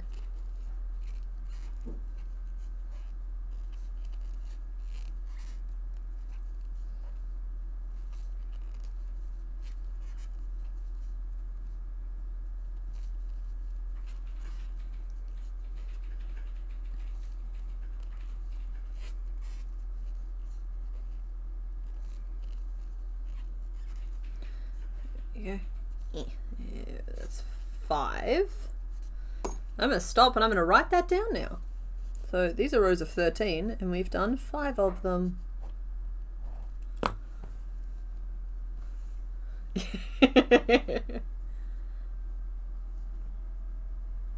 Yeah, the work swears, or like I grew up in a household where even the most banal negative words were not allowed. And limited my ability to express myself. That's not a big deal as far as things go, though.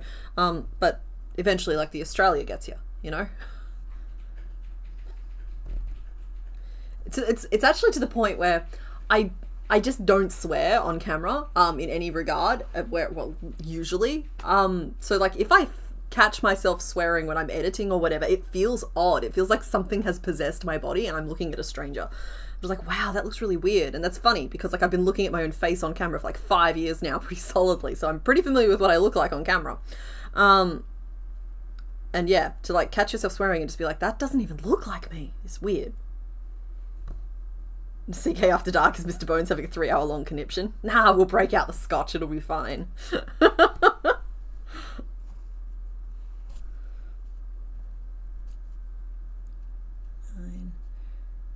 Decrease.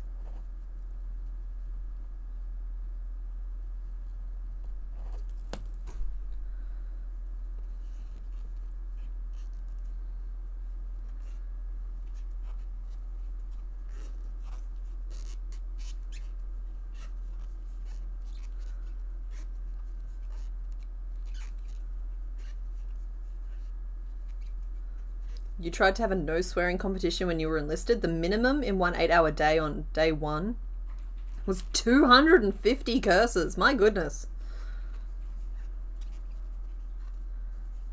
It'll be fine. Cue the sound of a skeleton vibrating with it. Won't be fine.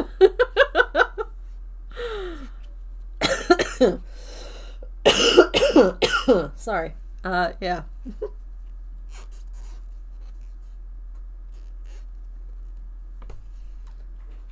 Who was counting?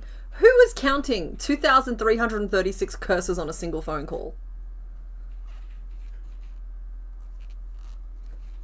And for the record, I'm imagining this whole thing happening at like, oh, what are the names of those, the dudes who train the little army guys, but they're shouting at them constantly? Those guys. I'm imagining all of that as just like in that pitch of voice, like,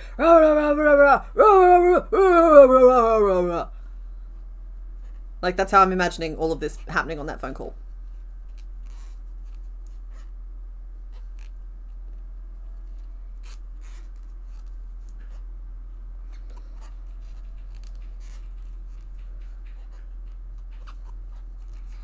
One of your teen clients tried to give up cussing for Lent, made it under 2 hours.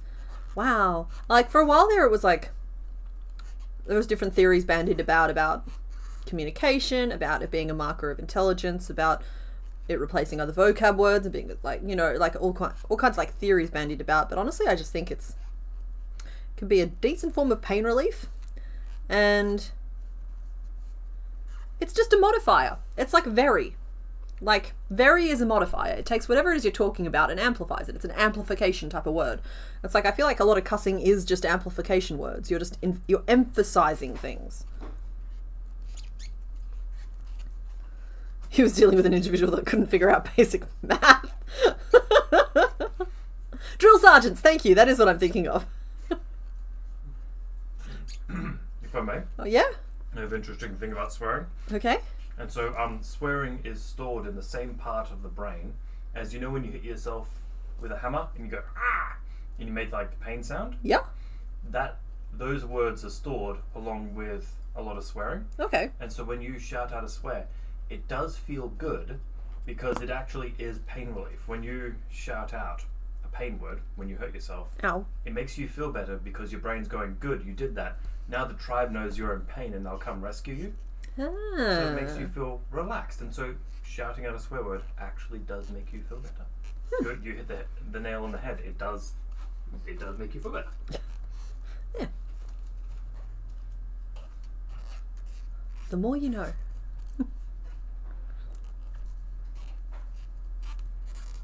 Drill instructor might also be what I'm thinking about.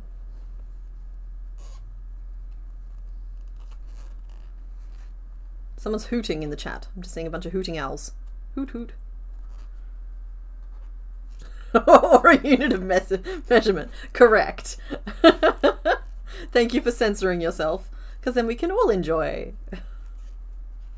It's just weird to be in the position where I have to be like a little bit of a stickler for it, because like in real life I could not be less bothered. But yeah, it's one of those things about being in a space like this. It's about intention or direction. Exactly. And like, they're going to encounter language, and hiding scary bad words from kids I don't think helps them, but then I don't have any. And so like, parents, I will never criticize the choices that you make within reason. Within reason, I can be kind of a critical person sometimes.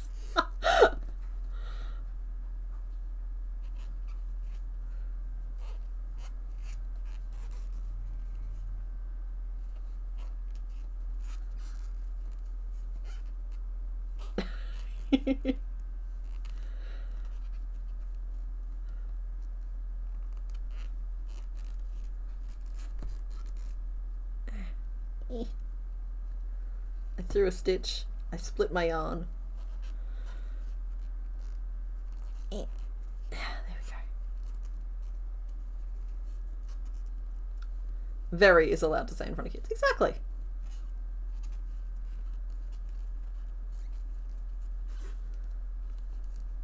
But it lacks enthusiasm.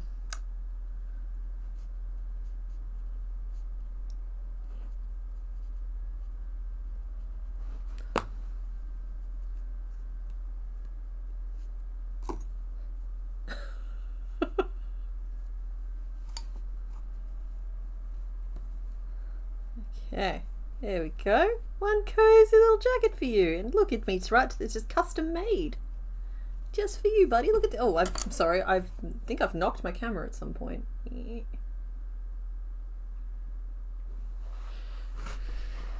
Maybe I just knocked my book.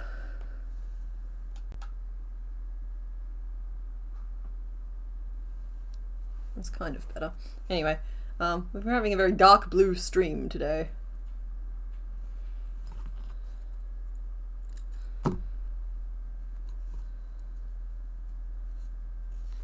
This is my egg, and this is its shell.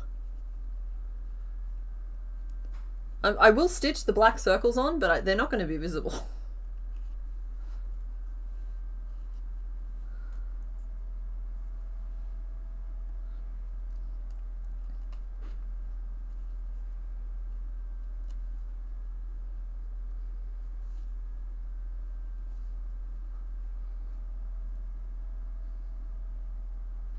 You'll be honest, YouTube Safe CK is the only really swear-free Aussie I've ever heard, and it's a bit weird.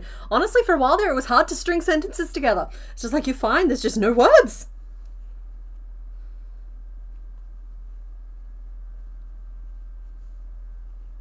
Okay, we're missing a little butt ribbon, we're missing the other fin, and we're missing 2 little antennas. So we'll make the antenna and then that'll bring us to the 2-hour mark. So I'll do the butt ribbon and the other fin off stream. It looks like you guys have selected the name Pancake, but let's just formalize that. End poll.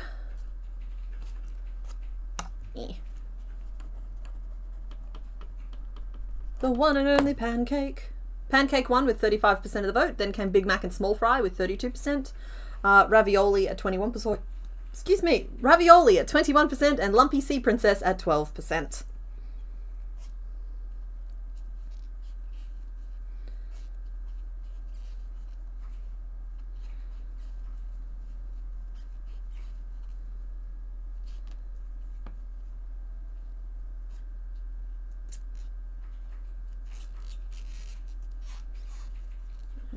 One,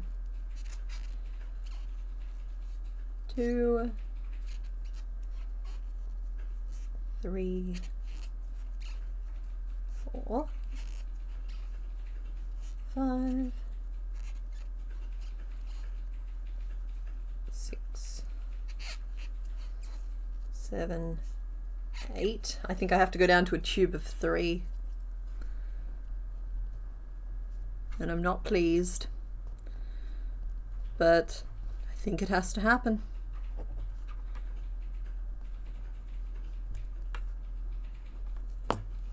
How do I keep track of what needs to be done on all the to be finished Pokemon? Well, I have a Trello board that just has a list of their names, but I also have my bucket. The unfinished Pokemon go in my bucket.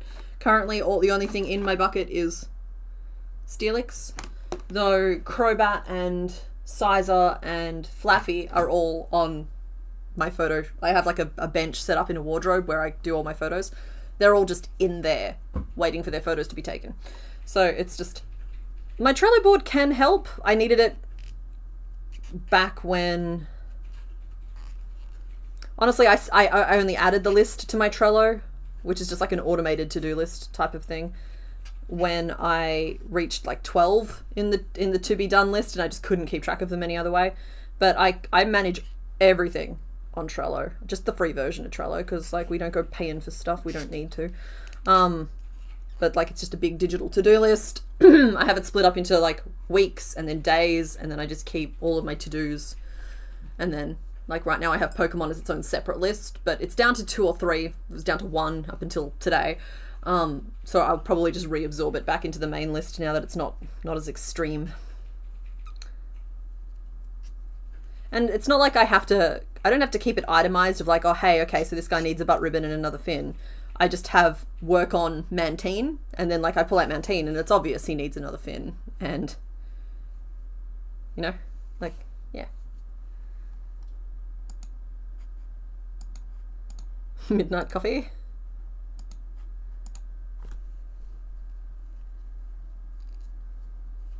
Y'all, could you chill out a little bit on the kind of language discussion you're having? You're going to give Mr. Bones a conniption.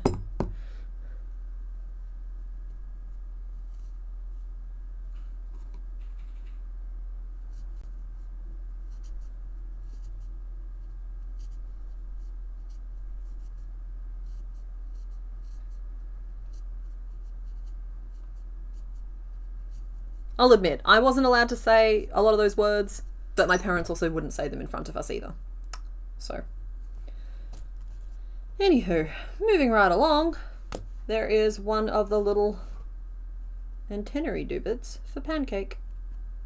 I feel like we already have a Pancake, but now that we've officially named him Pancake, I'm too nervous to check, just in case. Because, like, we might just have to live with having another Pancake.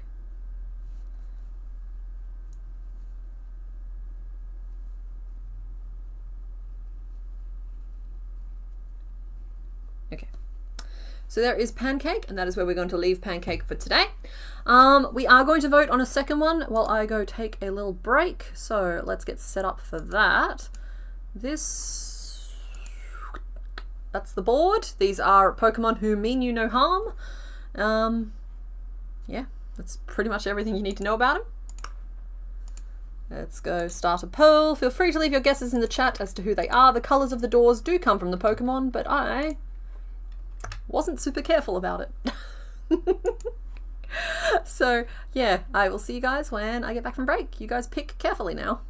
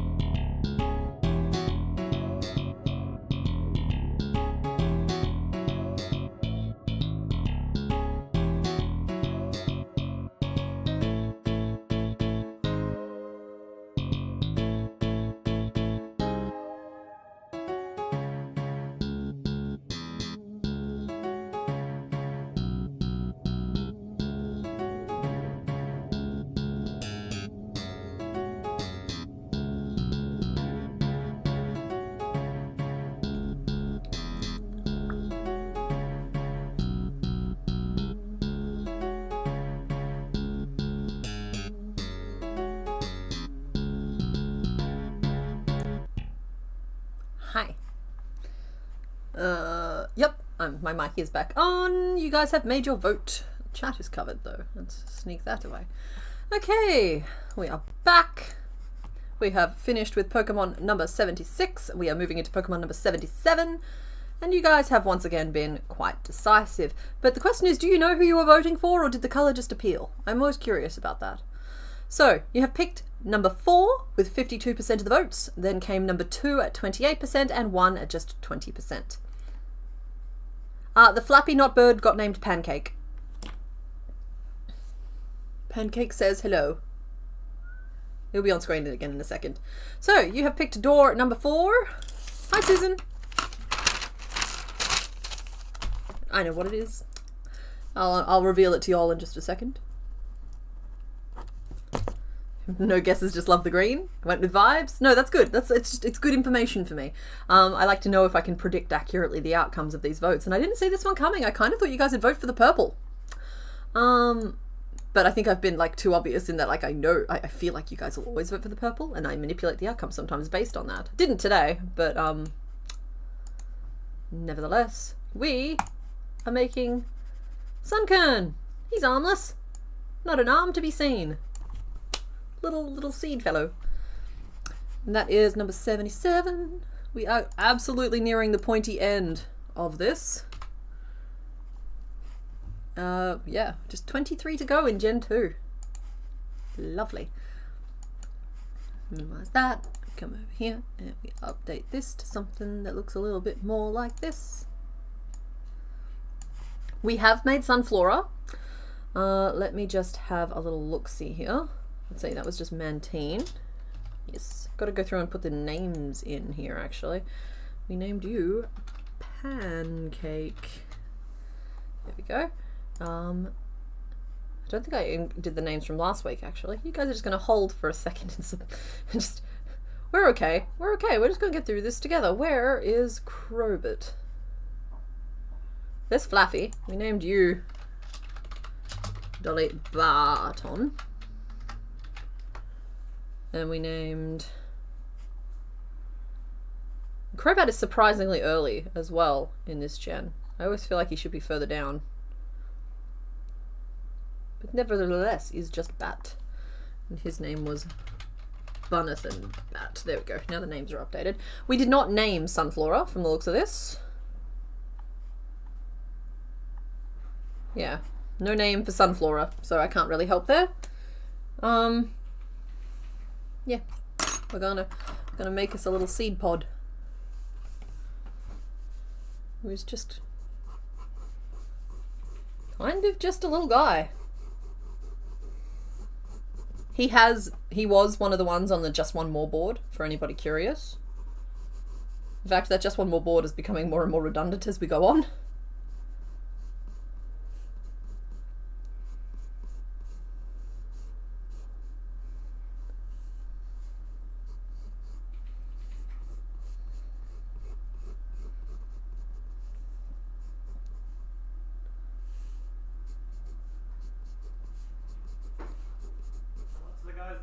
Sunkern.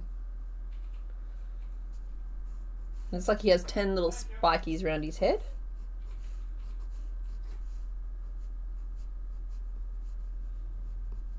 And I think this is another safety eye creation. I'm establishing scale here.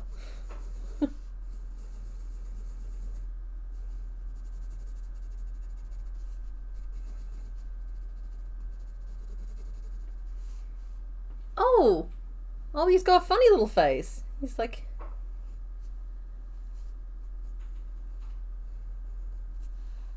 like that.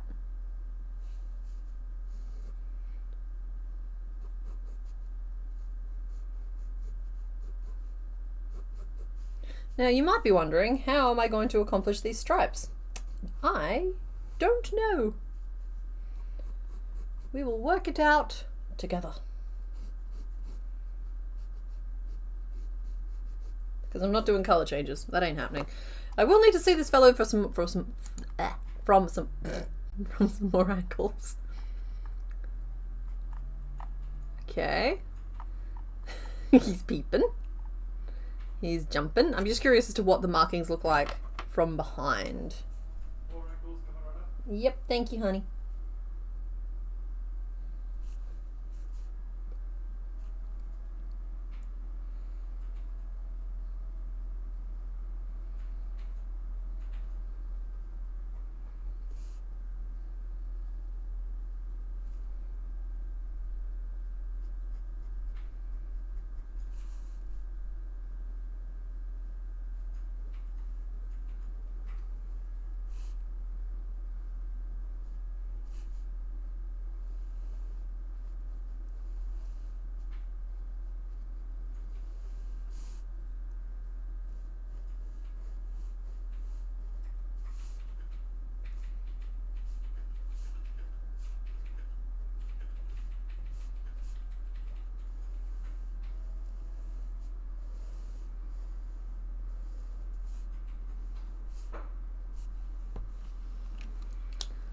Okay, so the 3 stripes continue into the back, and it looks like the top of the head doesn't look like what I thought it would either. Oh, he's flatter than I thought he was too. He's quite a narrow fellow. I'm going to draw him again from the side in a second. Okay, all right. Okay, we need some more angles on this guy. So like from the top, we have like the leaves, and then there's like a little green circle that they're sprouting out of, and then he's just got like the 4 spikes. And his eyes poking out. And then there's like an extra spike on each side, like that. So that's him from the top. So that's showing up. I'll push harder with my pencil. Sorry, folks. I'm a little sketchy. And that kind of establishes like he's narrow. I always picture him as being like a round bulb type of thing, but he's not. We might be going for closed mouth today. Don't get me wrong, he's very cute with an open mouth. But with a closed mouth, he gets his cute little mouth shape, and then the stripe kind of terminates here.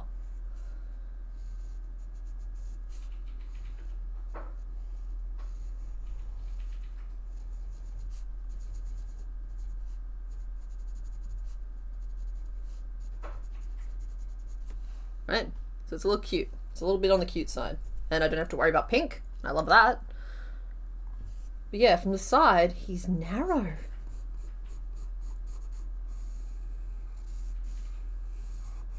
Which means we'll be making him as an oval today.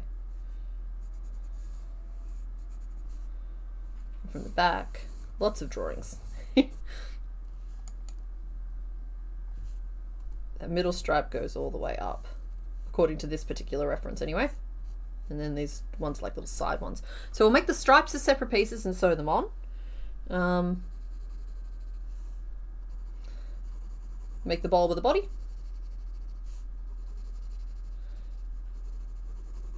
I'm going to try and work picots at the top here. I'm going to do the little sprout as a separate piece, but I'm actually I'm tempted to build the green circle into the top of the head. It's just a thought.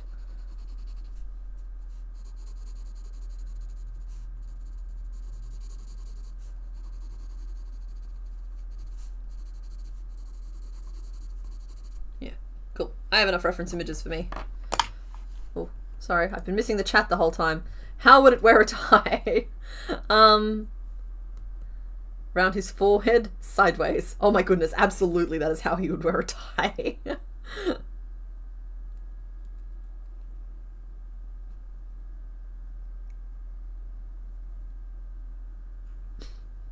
Okay, so in terms of the yellows, I thought he was this color. He is clearly not. He's clearly this color. Like, just obviously, right? Though I do have this. No, he's lemon sorbet. He just is. Now that green, however, is a little harder to match. And like normally I would go with lime by default. I believe I used lime on Sunflora. I've only looked at Sunflora recently. That's pasture, which is a little too yellow. Or I have, I think that's too dark. Yeah.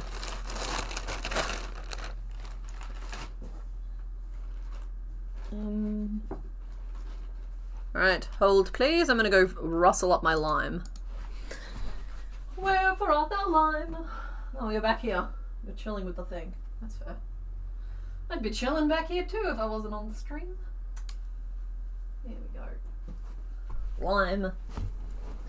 Oh, Suncone's got the same colours as Caterpickle. We've got the yellow and we've got the green. He doesn't have the red though.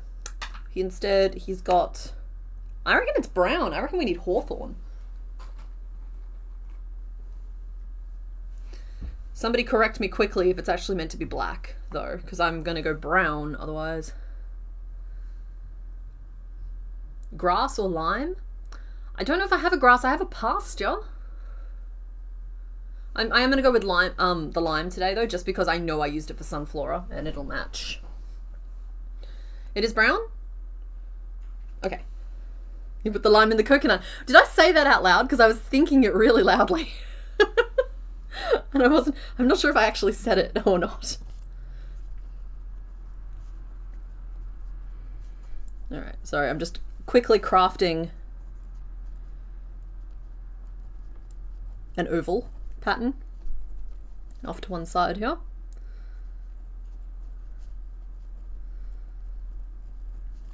That should bring us up to 24, which is more than big enough, and we may even stop earlier than that. I think the best approach is to embroider the stripes. You might be better at embroidery than I am.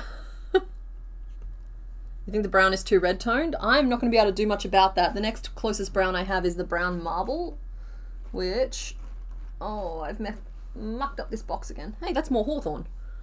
Why do I have 2 balls of that active at the moment? This brown isn't quite as dark as it looks on camera there either. Sorry guys. I know that my lack of color balancing ability is kind of in the bane of this stream's existence, but I appreciate you dealing with me. No, that's too dark. You sent me back to the box. I'm gonna crawl through the box a little bit. Where is my brown marble? Is that it? Is that the only brown marble I have? Because like that's the brown marble I have, and that's a very cool toned brown. So I'm happy with the hawthorn personally. So we're gonna go with that.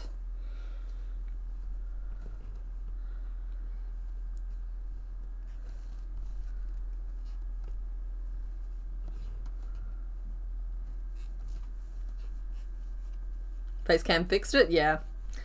Sorry. I have to up the exposure on this camera because no amount of light in this room will let it detect light. I fiddled with the settings before. I think I just need to go in there and check the drivers again. It's one of those things where like by the time we finish streaming forever, I'll have finally worked it out. As it is, I have what, 1, 2, 3, 4 pretty big lights on in here. It's not enough for this little camera. 1, 2, 3, 4, 5, 6. And it's a decent camera. It's like a Brio. A Logi Brio. It wasn't cheap.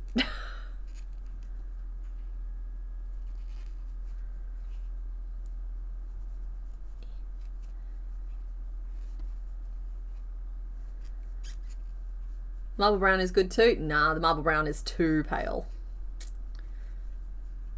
And also it's got a real blue tinge to it. It's something that it depends on the colours I line it up with. But it's kind of like the other day I tried to go get some white in a different shade. Well, not different shade, but of a different brand because I couldn't find any white in the marble that I needed and I'm nearly out of white.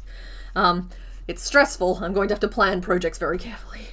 But yeah, I went to Big W to try and get some Carnival because Carnival's a pretty good dupe. And they had what could have been white or what was probably cream on the shelf, but it just seems that their white has a real yellow undertone to it. And the Marvel white has a blue undertone to it. So you wouldn't think that would make that much of a difference, but it's enough of a difference that it bothered me terribly. And so I didn't end up going with it. I ended up getting some, I think it's called like Shorn Sheep or something. It was on sale anyway. I got a ball of that, but it's already all gone because the thing I'm working on just chews through yarn like you wouldn't believe. 4, 5, 6, 7, 8, 9, 10, 11, 12. It hungers. It must be fed. Oh, night Pam. And hello Replay Pam. Welcome back.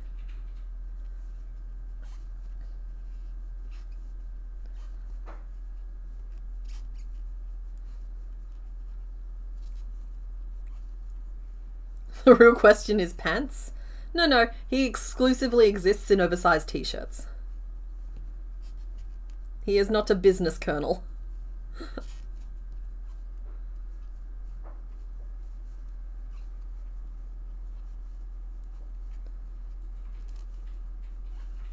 But y'all are going to have to probably be pretty on top of things with names today. Because this little guy, he's not going to take very long. Unless I really muck it up. Which, I mean, don't get me wrong, there's always potential. There's always a chance.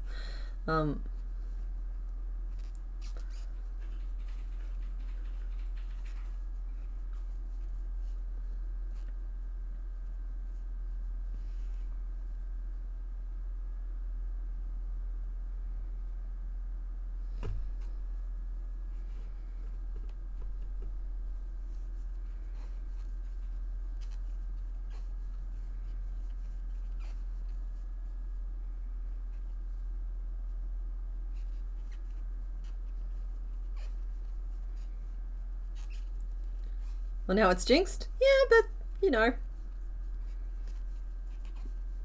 What, worst case scenario, we stream for an extra hour? I don't really know what the complaint is there.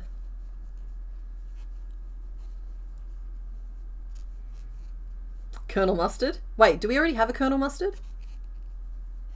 It's definitely been pitched before.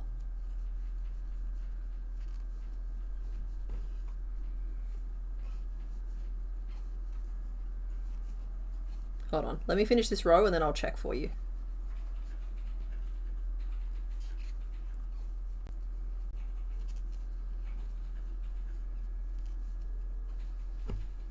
If we name him Colonel, can I spell it Colonel?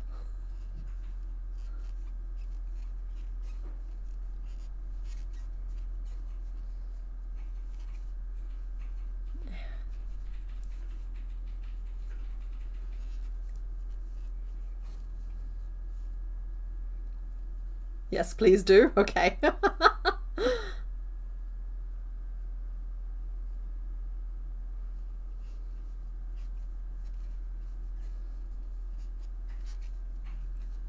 We have reached size. Now, let me just do a quick check for Colonel Mustard, because, as mentioned, we've definitely had that name come up in votes before. Mustardo.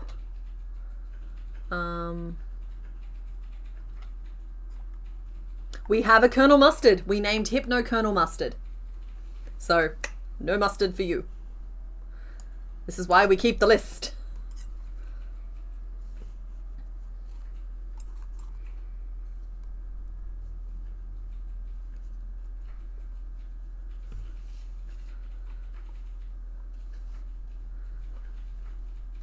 Colonel is definitely not used before. You know what? I like Colonel. We didn't end up naming Memorandum, but I'm going to just retroactively name him Memorandum. It's Pancake and Memorandum. It's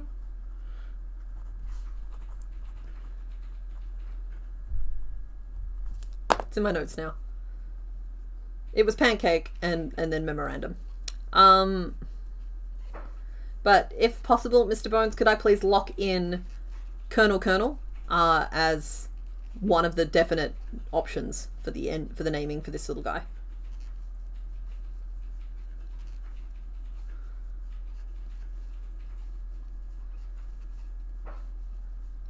Tanman, you're gonna have to help me out here. What's the 7-Up reference, or is it just a name that you like?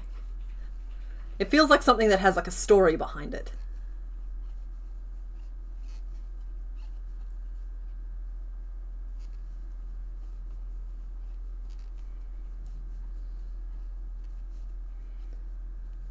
Oh dear.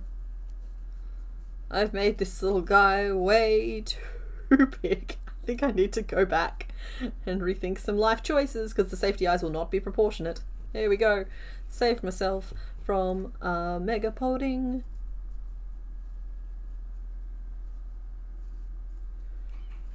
You guys were just going to let me do that just then. And I wasn't just doing it to me, I was doing it to all of us.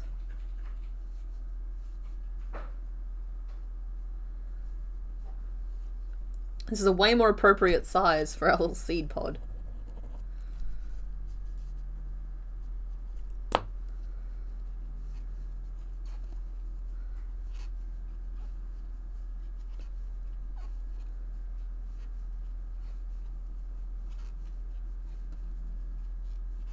Colonel. As in like Colonel Colonel.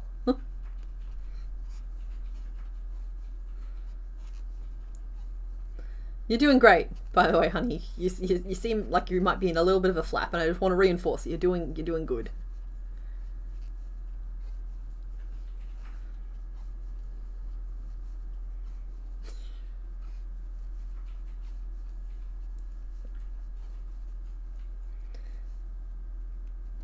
Yeah, I've got my kernel under control again.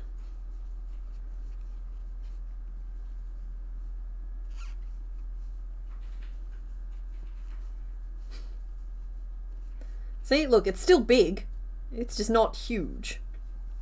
And it will look way more size appropriate next to Sunflora, who has a very floppy head, unfortunately, and is living in the bottom of a plastic container right now. But at least I did see her recently, like within the last week, because I sorted them all. Or maybe it was just over a week, because I was talking about this last stream.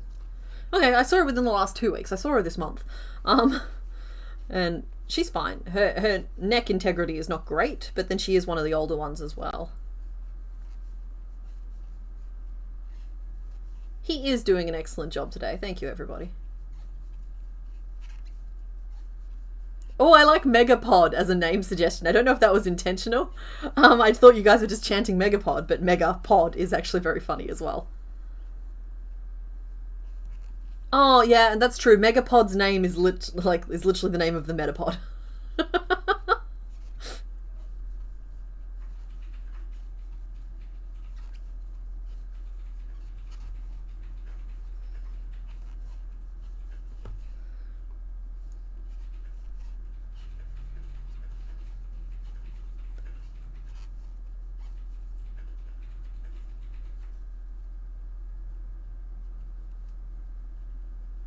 You can name... I'm open to letting you guys name Sunflora. Like, it's not a problem. I just, yeah, want to keep things as simple as possible. So let's wrap it up in terms of, like, we have officially named Mantine, however you want to say it, as, that's Pancake. We've named Remoraid, who didn't previously have a name, Memorandum.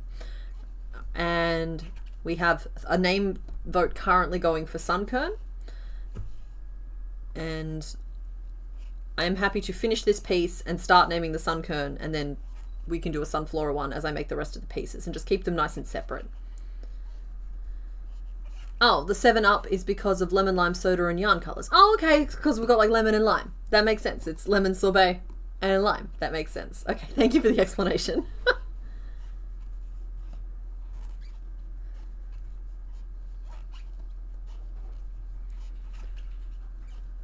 Hydrate or dihydrate? Yeah, thank you.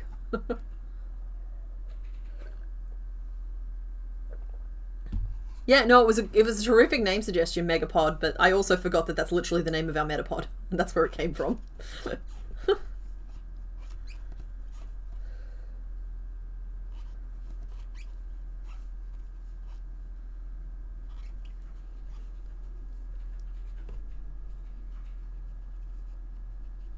Well, I had to make him small so that my eyes would be an appropriate size. Even now I think they're going to be too big. Sorry, too small. Okay, that was 1, 2, 3, 4 rows at 18. Which should bring me up to like here. So I want to go in very slightly, and I think we're just going to go a decrease on either side, bringing us down to 16 stitches.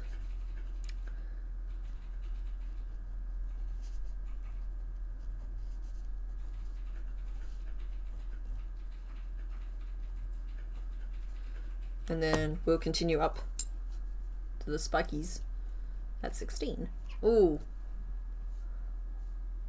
16 might make it hard to position 10 spikies around. Night Makona Barb, thanks for hanging out.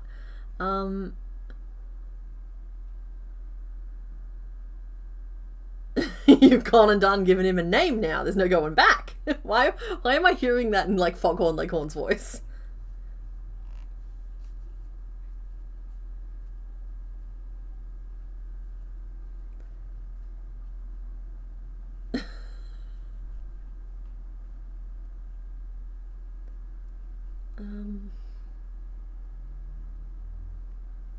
How am I going to give you little spikies if your head is only 16 stitches around? I can make that work. I can make it work. I'm just going to have to make it work.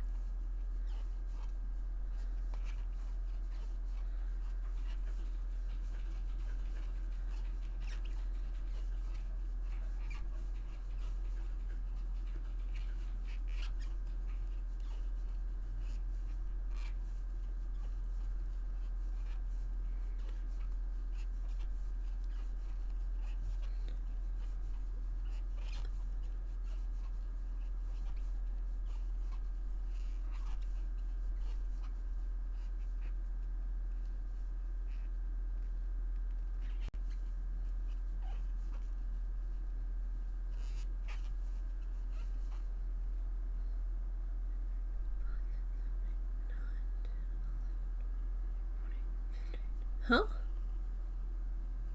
Oh no.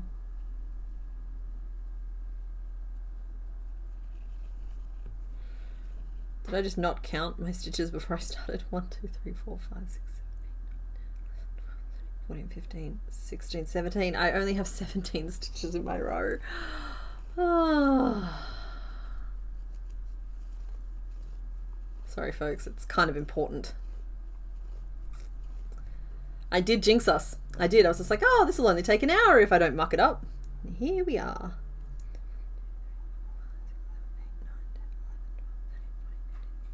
18. Okay, well I had 18 at this point.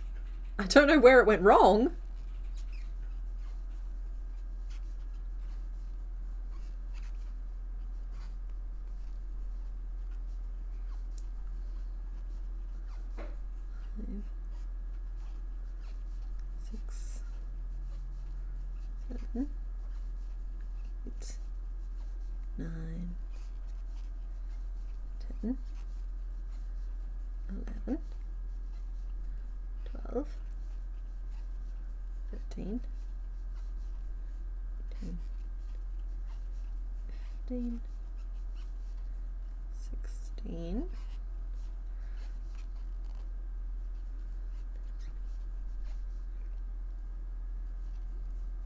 Okay. This is so weird. I don't know where I lost a stitch. Like, it's just... We're back up to... This is my third row of 18, and we're only doing 4 of those. But I'm just keeping count very carefully so it doesn't happen again.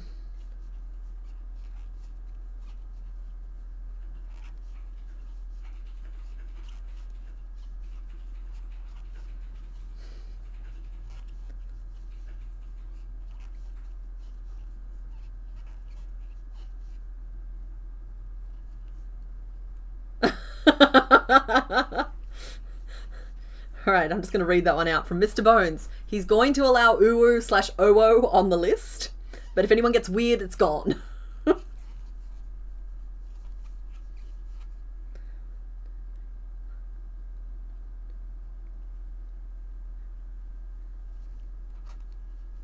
Weird? When have we been weird? I think it was a message more for me, where he doesn't want me trying to do the uwu voice.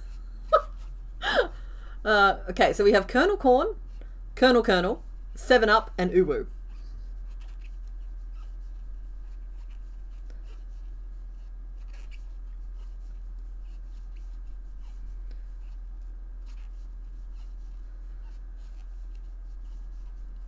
I gotta say, I'm a big fan of Colonel because it feels like something that could literally only apply to this little guy.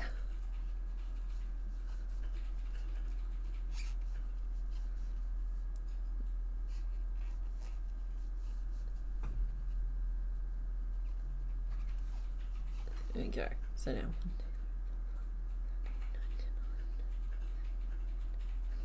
Okay, I definitely have 18 stitches this time. Little plump little nub. So now do I try my decreases? I feel like they betrayed me last time.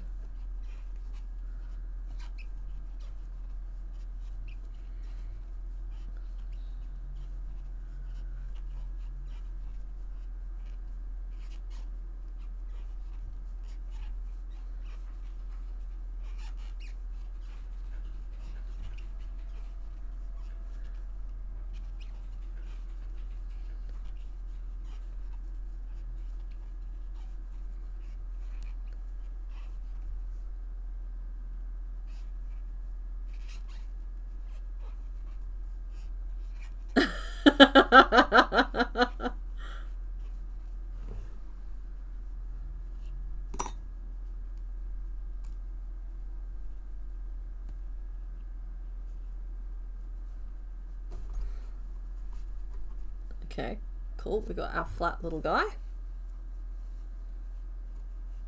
Oh, Bumblebean is cute because he's a little stripy guy. I approve Bumblebean for the list.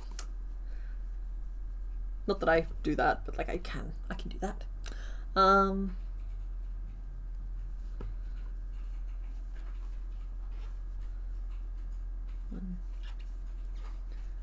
2, 3. He's going to need a rock in his booty as well. 4, if I ever want him to stand up on his own. 5. Otherwise he's just going to be too top heavy. 6.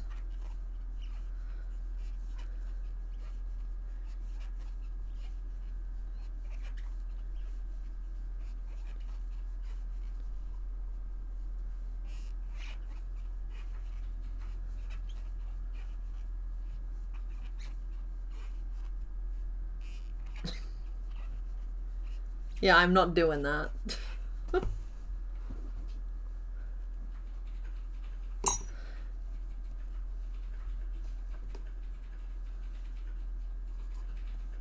Oh, I didn't know that. I didn't realize that Colonel was a CK name. It totally is.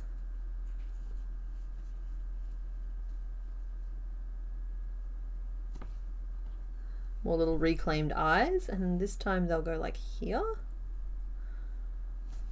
And they are looking a little small. Unfortunately, I don't really have...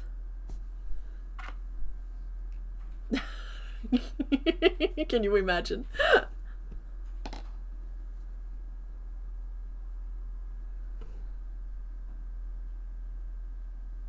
That said, I won't be snapping the eyes on through the yellow. They'll be going through the brown stripes.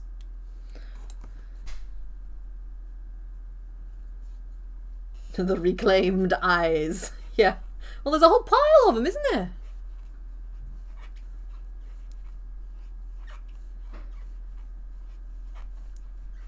I am going to attach them to the brown stripes. I'm just popping them in now to get some idea of proportion.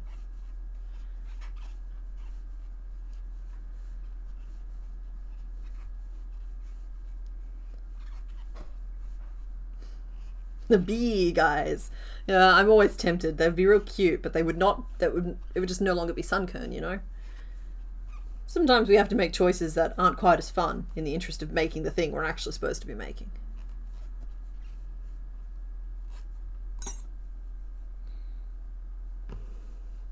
Because like even now, I'm tempted to move them down a little bit.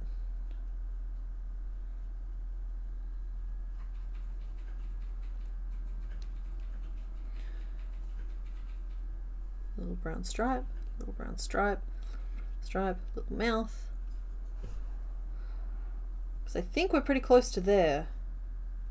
Like if I do the spikies in the next row.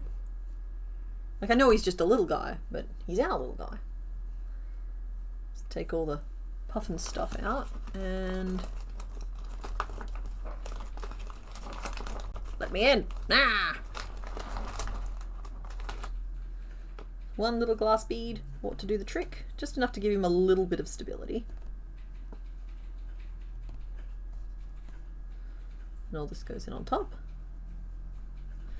Why do we have reclaimed eyes? Sorry, I was talking about this earlier. I have a little pile of reclaimed eyes from when I was designing bugs for 12 Days of Bugsmas 2 years ago now. I found a bag of the half-made bugs from the design process and I just reclaimed the eyes. I don't snap the eyes on during the design process so I can reclaim the eyes. Because otherwise I end up with like wasting a lot of eyes.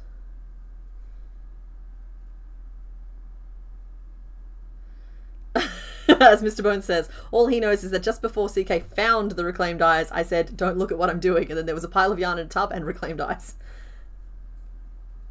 Your eyes are crooked, sir. That's better.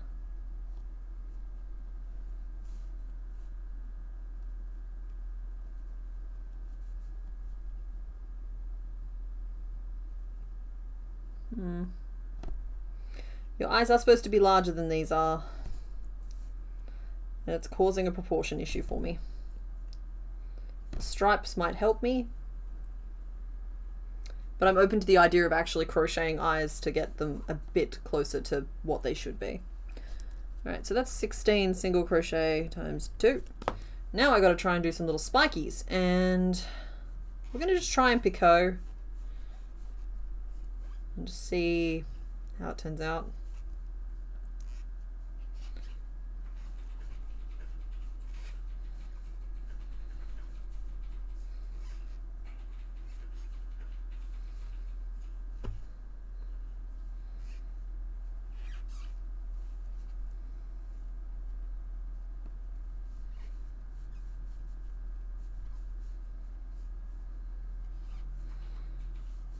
Go. Just I'm working around in the front loops only. Now if I do this for every stitch I'll end up with 16. We don't want 16, we want 10. So we really should sit down and like work out the spacing for them properly.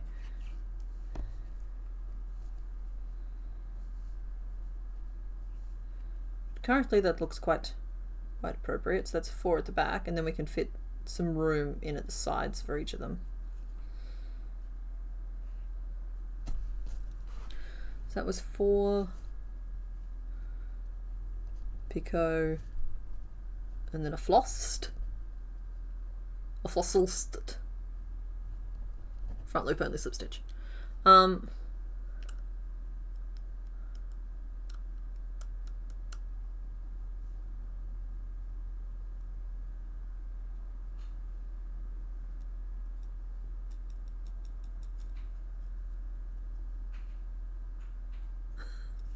Does CK happen to stand as a serial killer? No, it doesn't. So I did 4 of those. Then I think we do like a bonus one.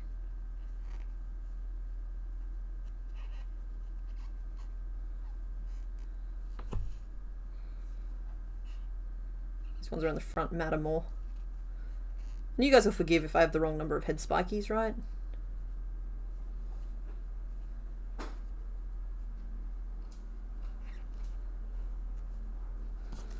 Then we did stitch, picot, and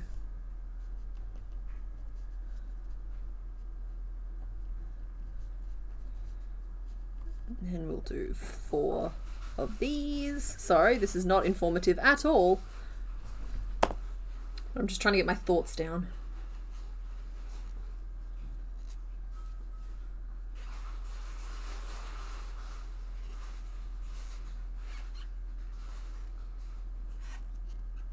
I don't really eat cereal.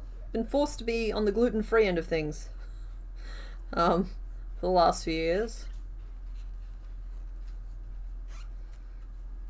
I use oats instead of most cereal grains. I suppose oats still technically count. Do I plan to stop this stream after him? He is the last one for today. Because I gotta work on the thing.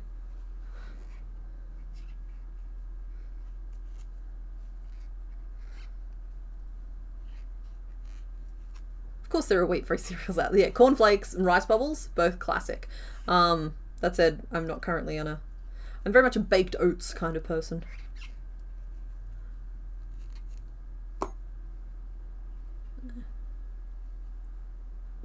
1, 2, 3, 4, 5. So technically that's 10 spikes. All right.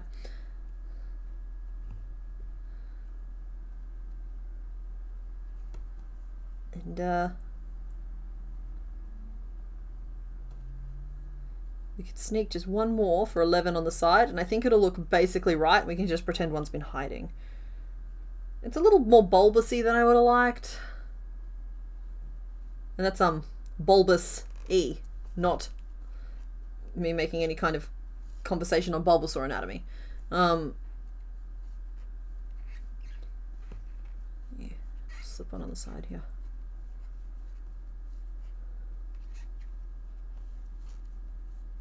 It's hard to find gluten-free options in some stores. Yeah, in the end I just arrived at the conclusion of just like find stuff that's already good and naturally gluten-free, and don't buy anything labeled gluten-free. Like gluten-free health products, they use a food gum in them that make me horribly ill.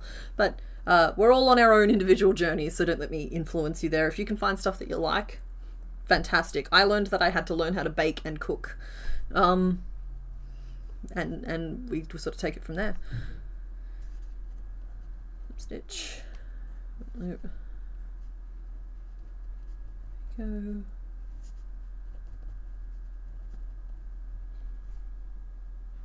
See, that's 1, 2, 3, 4, 5, 6, 7, 8, 9, 10, 11, 12, 13. 13? 14?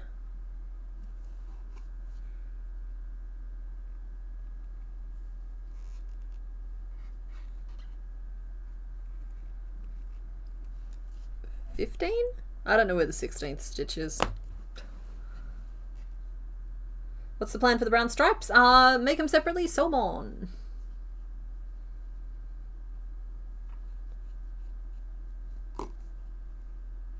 I've gotten pretty good at cookies, Little Blue Onk. The ratio seems to be 4 parts oat flour to 1 part corn flour. To make like cookies that have that good like crunch, squish, and snap to them. Oat flour is pretty good for quick breads too. We literally just got Mr. Bones a hand mill, and he mills our oats from like a $3 2 kilo bag down into flour for me.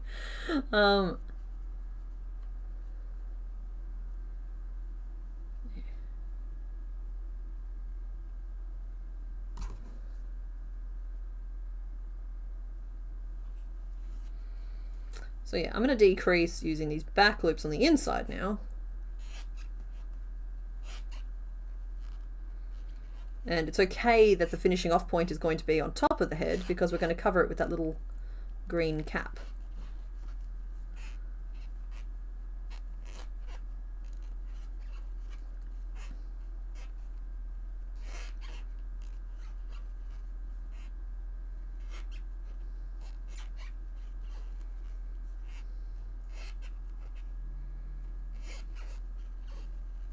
Get back in there, little escaping eyeball.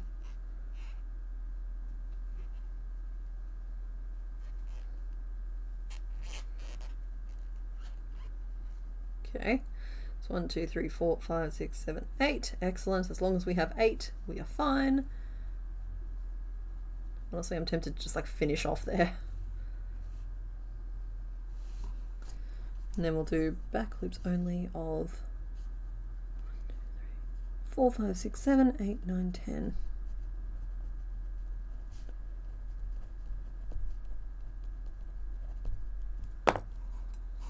Okay, so we ready for that name vote?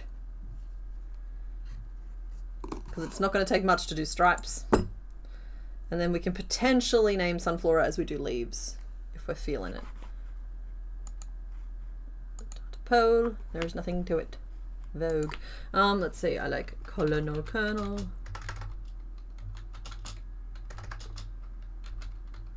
my goodness, it's so hard to type from this far away. Colonel.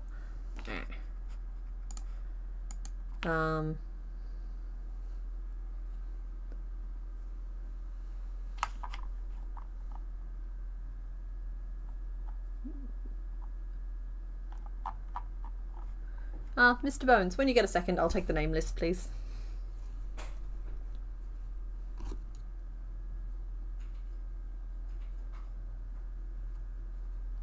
Thank you. Oh, okay, we got Bumblebean.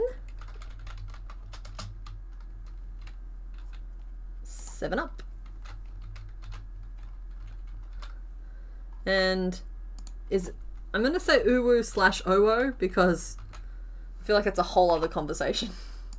Now it has eyes. There we go. So you're naming the little guy you can see in front of you right now.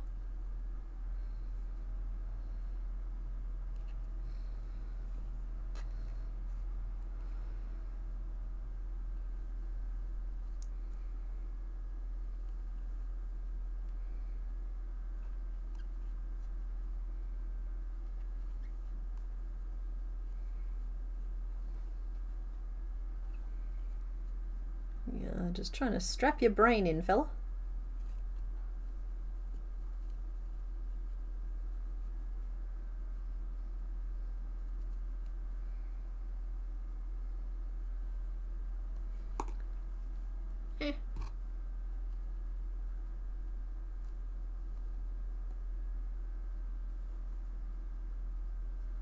Why is it so hard to pick this time? I don't know.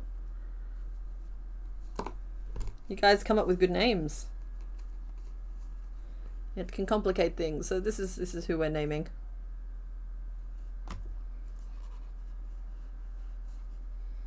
He's going to have a friendly little face like this. But he needs some little stripes. So I'm going to make a little stripe. And it just needs to be flat at both ends right now, just like a little rectangle, and then like the actual little zigzag part of it is real easy to just add as I sew it on. Night, Sour Sprout! Thanks for hanging out. I'm going to do stripes first. 3, 4, 5, 6, 8, 9. Well, that's 10. And that would lead from there.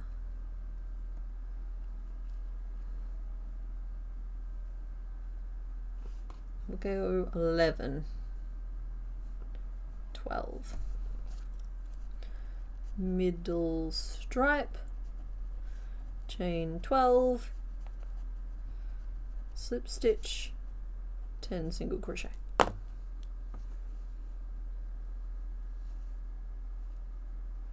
Because he's got that little point on the front. There we go.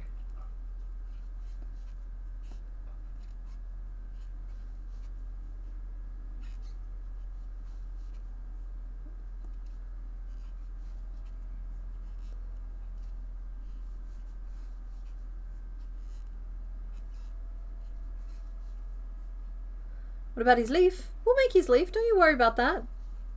I just thought I'd do stripes first so that you guys could get a better feel for his face.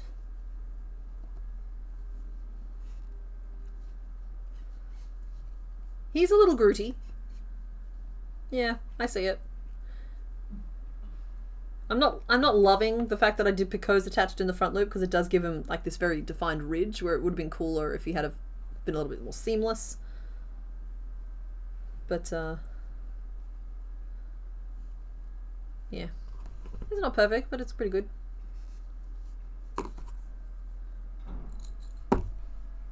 Okay, so that's the middle stripe. And then for the side stripes, they need to be 2 stitches longer. Side stripe, chain 14, no slip stitch, 13 single crochet. Eh. You like his picots? Okay, okay, cool. Maybe I'm just wrong. I've been wrong before.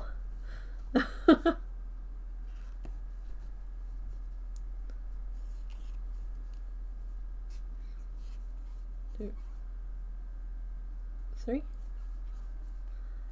6, 7, 8, 9, 10, 11, 12, 13, and 14.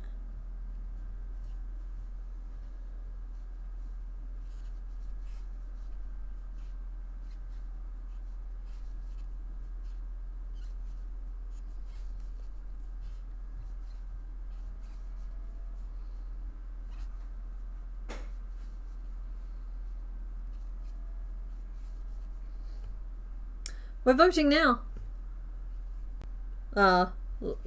Lois Anderson? Louis Anderson? Forgive me, I don't know which version it is. Night, Caitlin.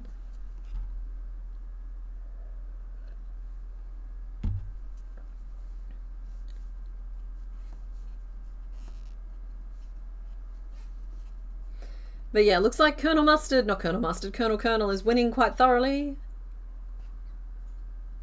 So, Sunkern and Hypno are probably going to be pretty good friends. They're both colonels.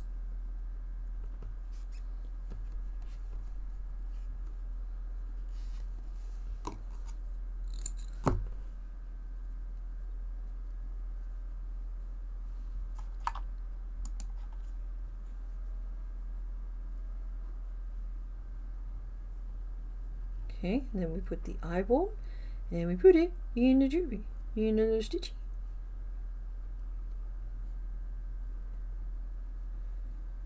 Like that. And then this runs around here like that. Oh, it's a bit long. Oh no. Maybe 2 additional stitches was too many.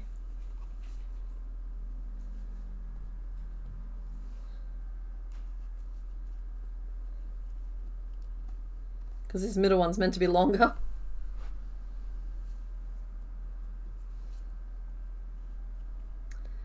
Okay, well, I mean, it's an easy enough piece to make, one stitch shorter.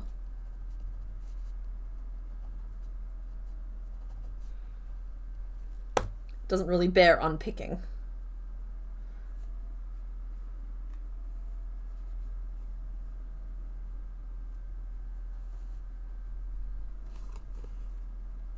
I'm going to do two just to reclaim the yarn, but I'll just remake the piece.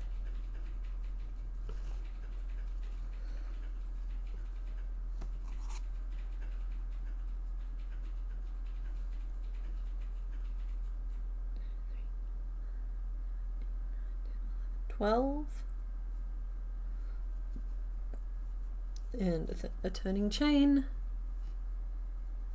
Forgive me folks, my voice seems to be starting to go, which is okay because we are approaching the end of stream. I'm just going to remake this stripe and then we'll make the little leaves.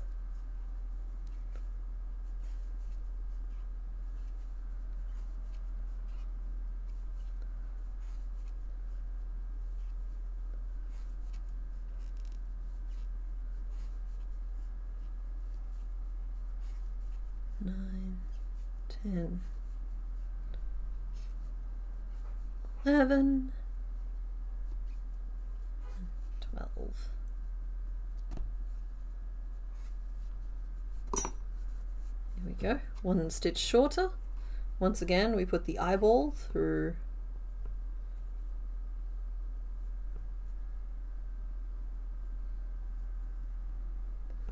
the second stitch.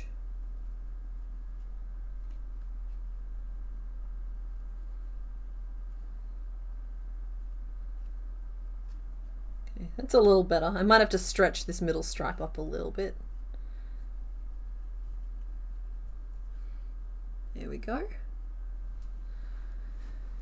And finally we need some little leaves, some little leafies, and just drawing them to scale is a helpful thing. And I think that's literally the scale we need them at. I mean, I'm going to do them with like the center chain and the stitch heights on either side because I like the look of it. With the assistance of someone in chat, I forgot to read their name. Okay. Said carnival. Sid Carnival. Who said carnival? Who said carnival? Harry Chi Crochet. Harry Chi Crochet, thank you very much. We've got a new term, carnivore. And that is, you know how when you crochet something and it gets cuter over time, it becomes carnivine? Yeah. Well, this one's carnivore because the longer you crochet, the creepier it looks. Oh. Look at the picture of the little guy. Yeah. The longer I look, the creepier he looks. With the black eyes and the Yeah. white nipples. Yeah. Like, it's slowly getting worse and worse. Because every like time I this look. should just be a cute little guy. Why Yeah. is he hitting us as creepy?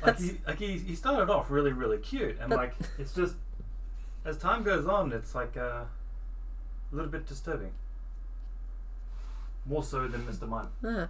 I'm sorry guys, Mr. Bones coming in just then actually helped me realise that I apparently had scrolled up slightly in chat, so I have been missing the entire conversation for a little bit.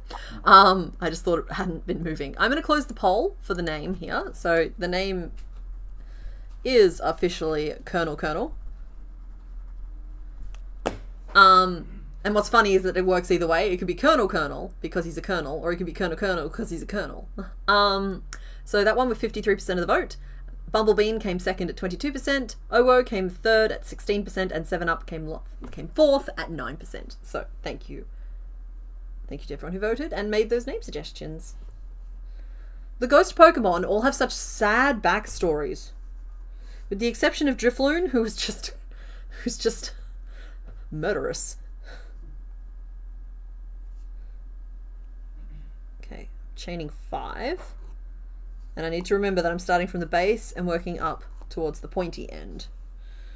Leaf. Chain 5 and turn, giving me 4 stitches to work with, which is not very many. And it needs to be... Honestly, it's a pretty even shaped leaf. Yeah, it's a pretty even shaped leaf. So we'll go like a half double. We'll go double, double,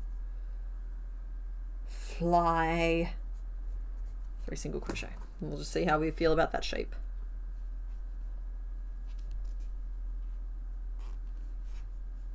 double, double, double, 1, 2, 3, and double,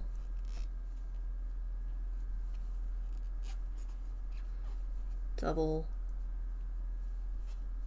toil, and treble. Can you believe it? Drifloon dislikes heavy children, and boy howdy, I bet he does. They're just not very aerodynamic, okay?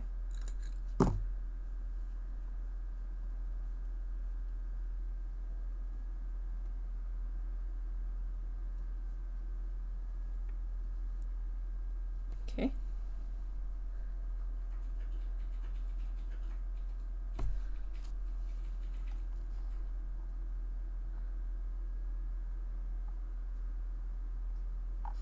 It was cute. This cute stuff. Leaf. I haven't written down the pattern for the leaf. 2DC, DC, 3 single to turn, 2 DC and a half DC. Finish off. That is one little leaf.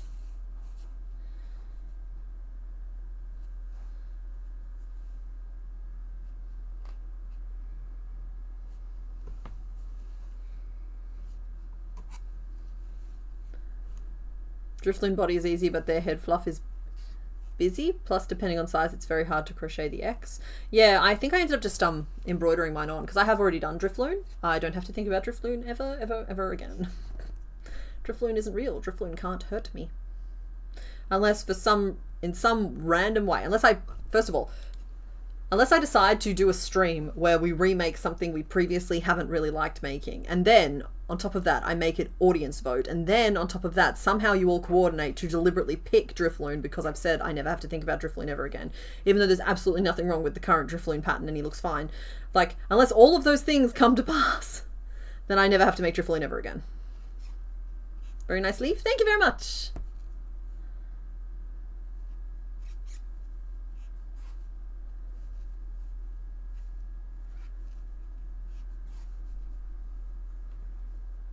Oh my goodness. Palisand sounds like a nightmare creature.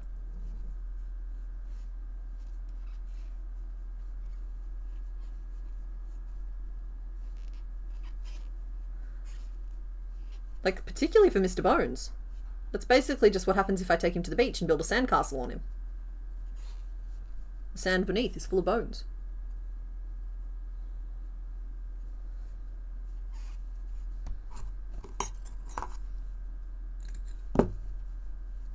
Two leaves. I mean, technically, if you build a sandcastle on anyone. Yeah, but you particular. You're already desiccated. Alright, I'm going to make his other stripe because, like, I feel like we cut Mantine a little bit short and we've only just ticked over 3 hours, so I will make the other stripe here and then I'll make the little cap for the top of the head as well. So we get like a full-fledged looking sun kern. 2, 3, 4, 6, 7, 8, 9, 10, 11, 12, 13. You should, however, brace for imminent departure because we will be wrapping this up very, very soon. You would pick to remake the Sweet Rapidash. I don't know what it is about me and horses, but I just can't seem to nail them properly. They've become kind of the new sloth for me, whereas like I know I've done them right in the past. Like my Pegasus pattern is pretty solid, and I've done like a full-on My Little Pony pattern in the past. Not on YouTube, but like I've got one in my book. And it's like, I know I can do horses. I can do very good horses. Just like I can't seem to nail them in the context of Pokemon or the Zodiac.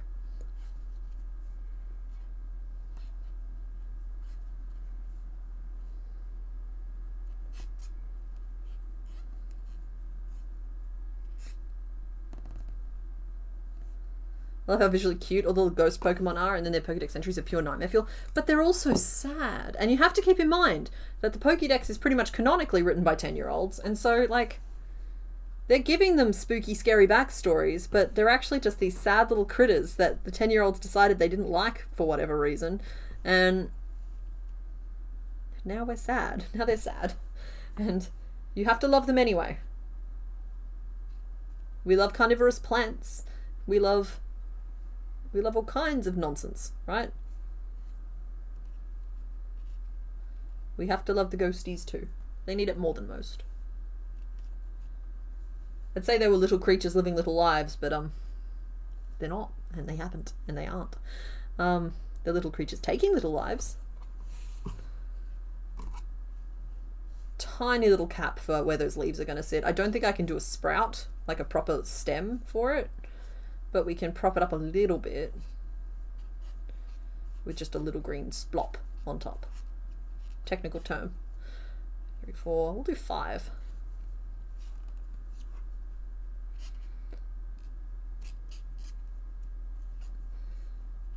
There we go.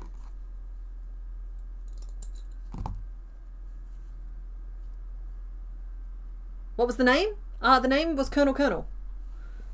And I like that it can work either direction. It can be Colonel or it can be Colonel because he's a colonel, or Colonel because he's a colonel. He is the Colonel or he is Colonel. Thankfully not an internal Colonel though. He's an external Colonel. Wasn't the Zodiac one cute? I think that's a matter of opinion. All I remember is the suffering, and it's all I can see when I look at it. So there is Colonel and Mistress Flaps. No, Pancake. And they are who we have made today. Woo! So let's do the rest of the reveals. We have wait, let me just tick this off. Did I not tick off Sunkern? I thought I had.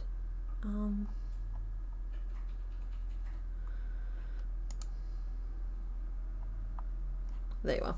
No, I had not. Sunkern. There we go. So, as of today, we have finished 77% of Gen 2, which brings us to 29.7% of all Pokemon, which is pretty dang good.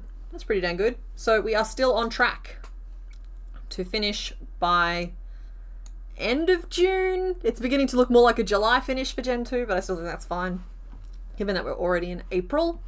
Let's do the reveals of who else was armless and not seeking to arm us at all today.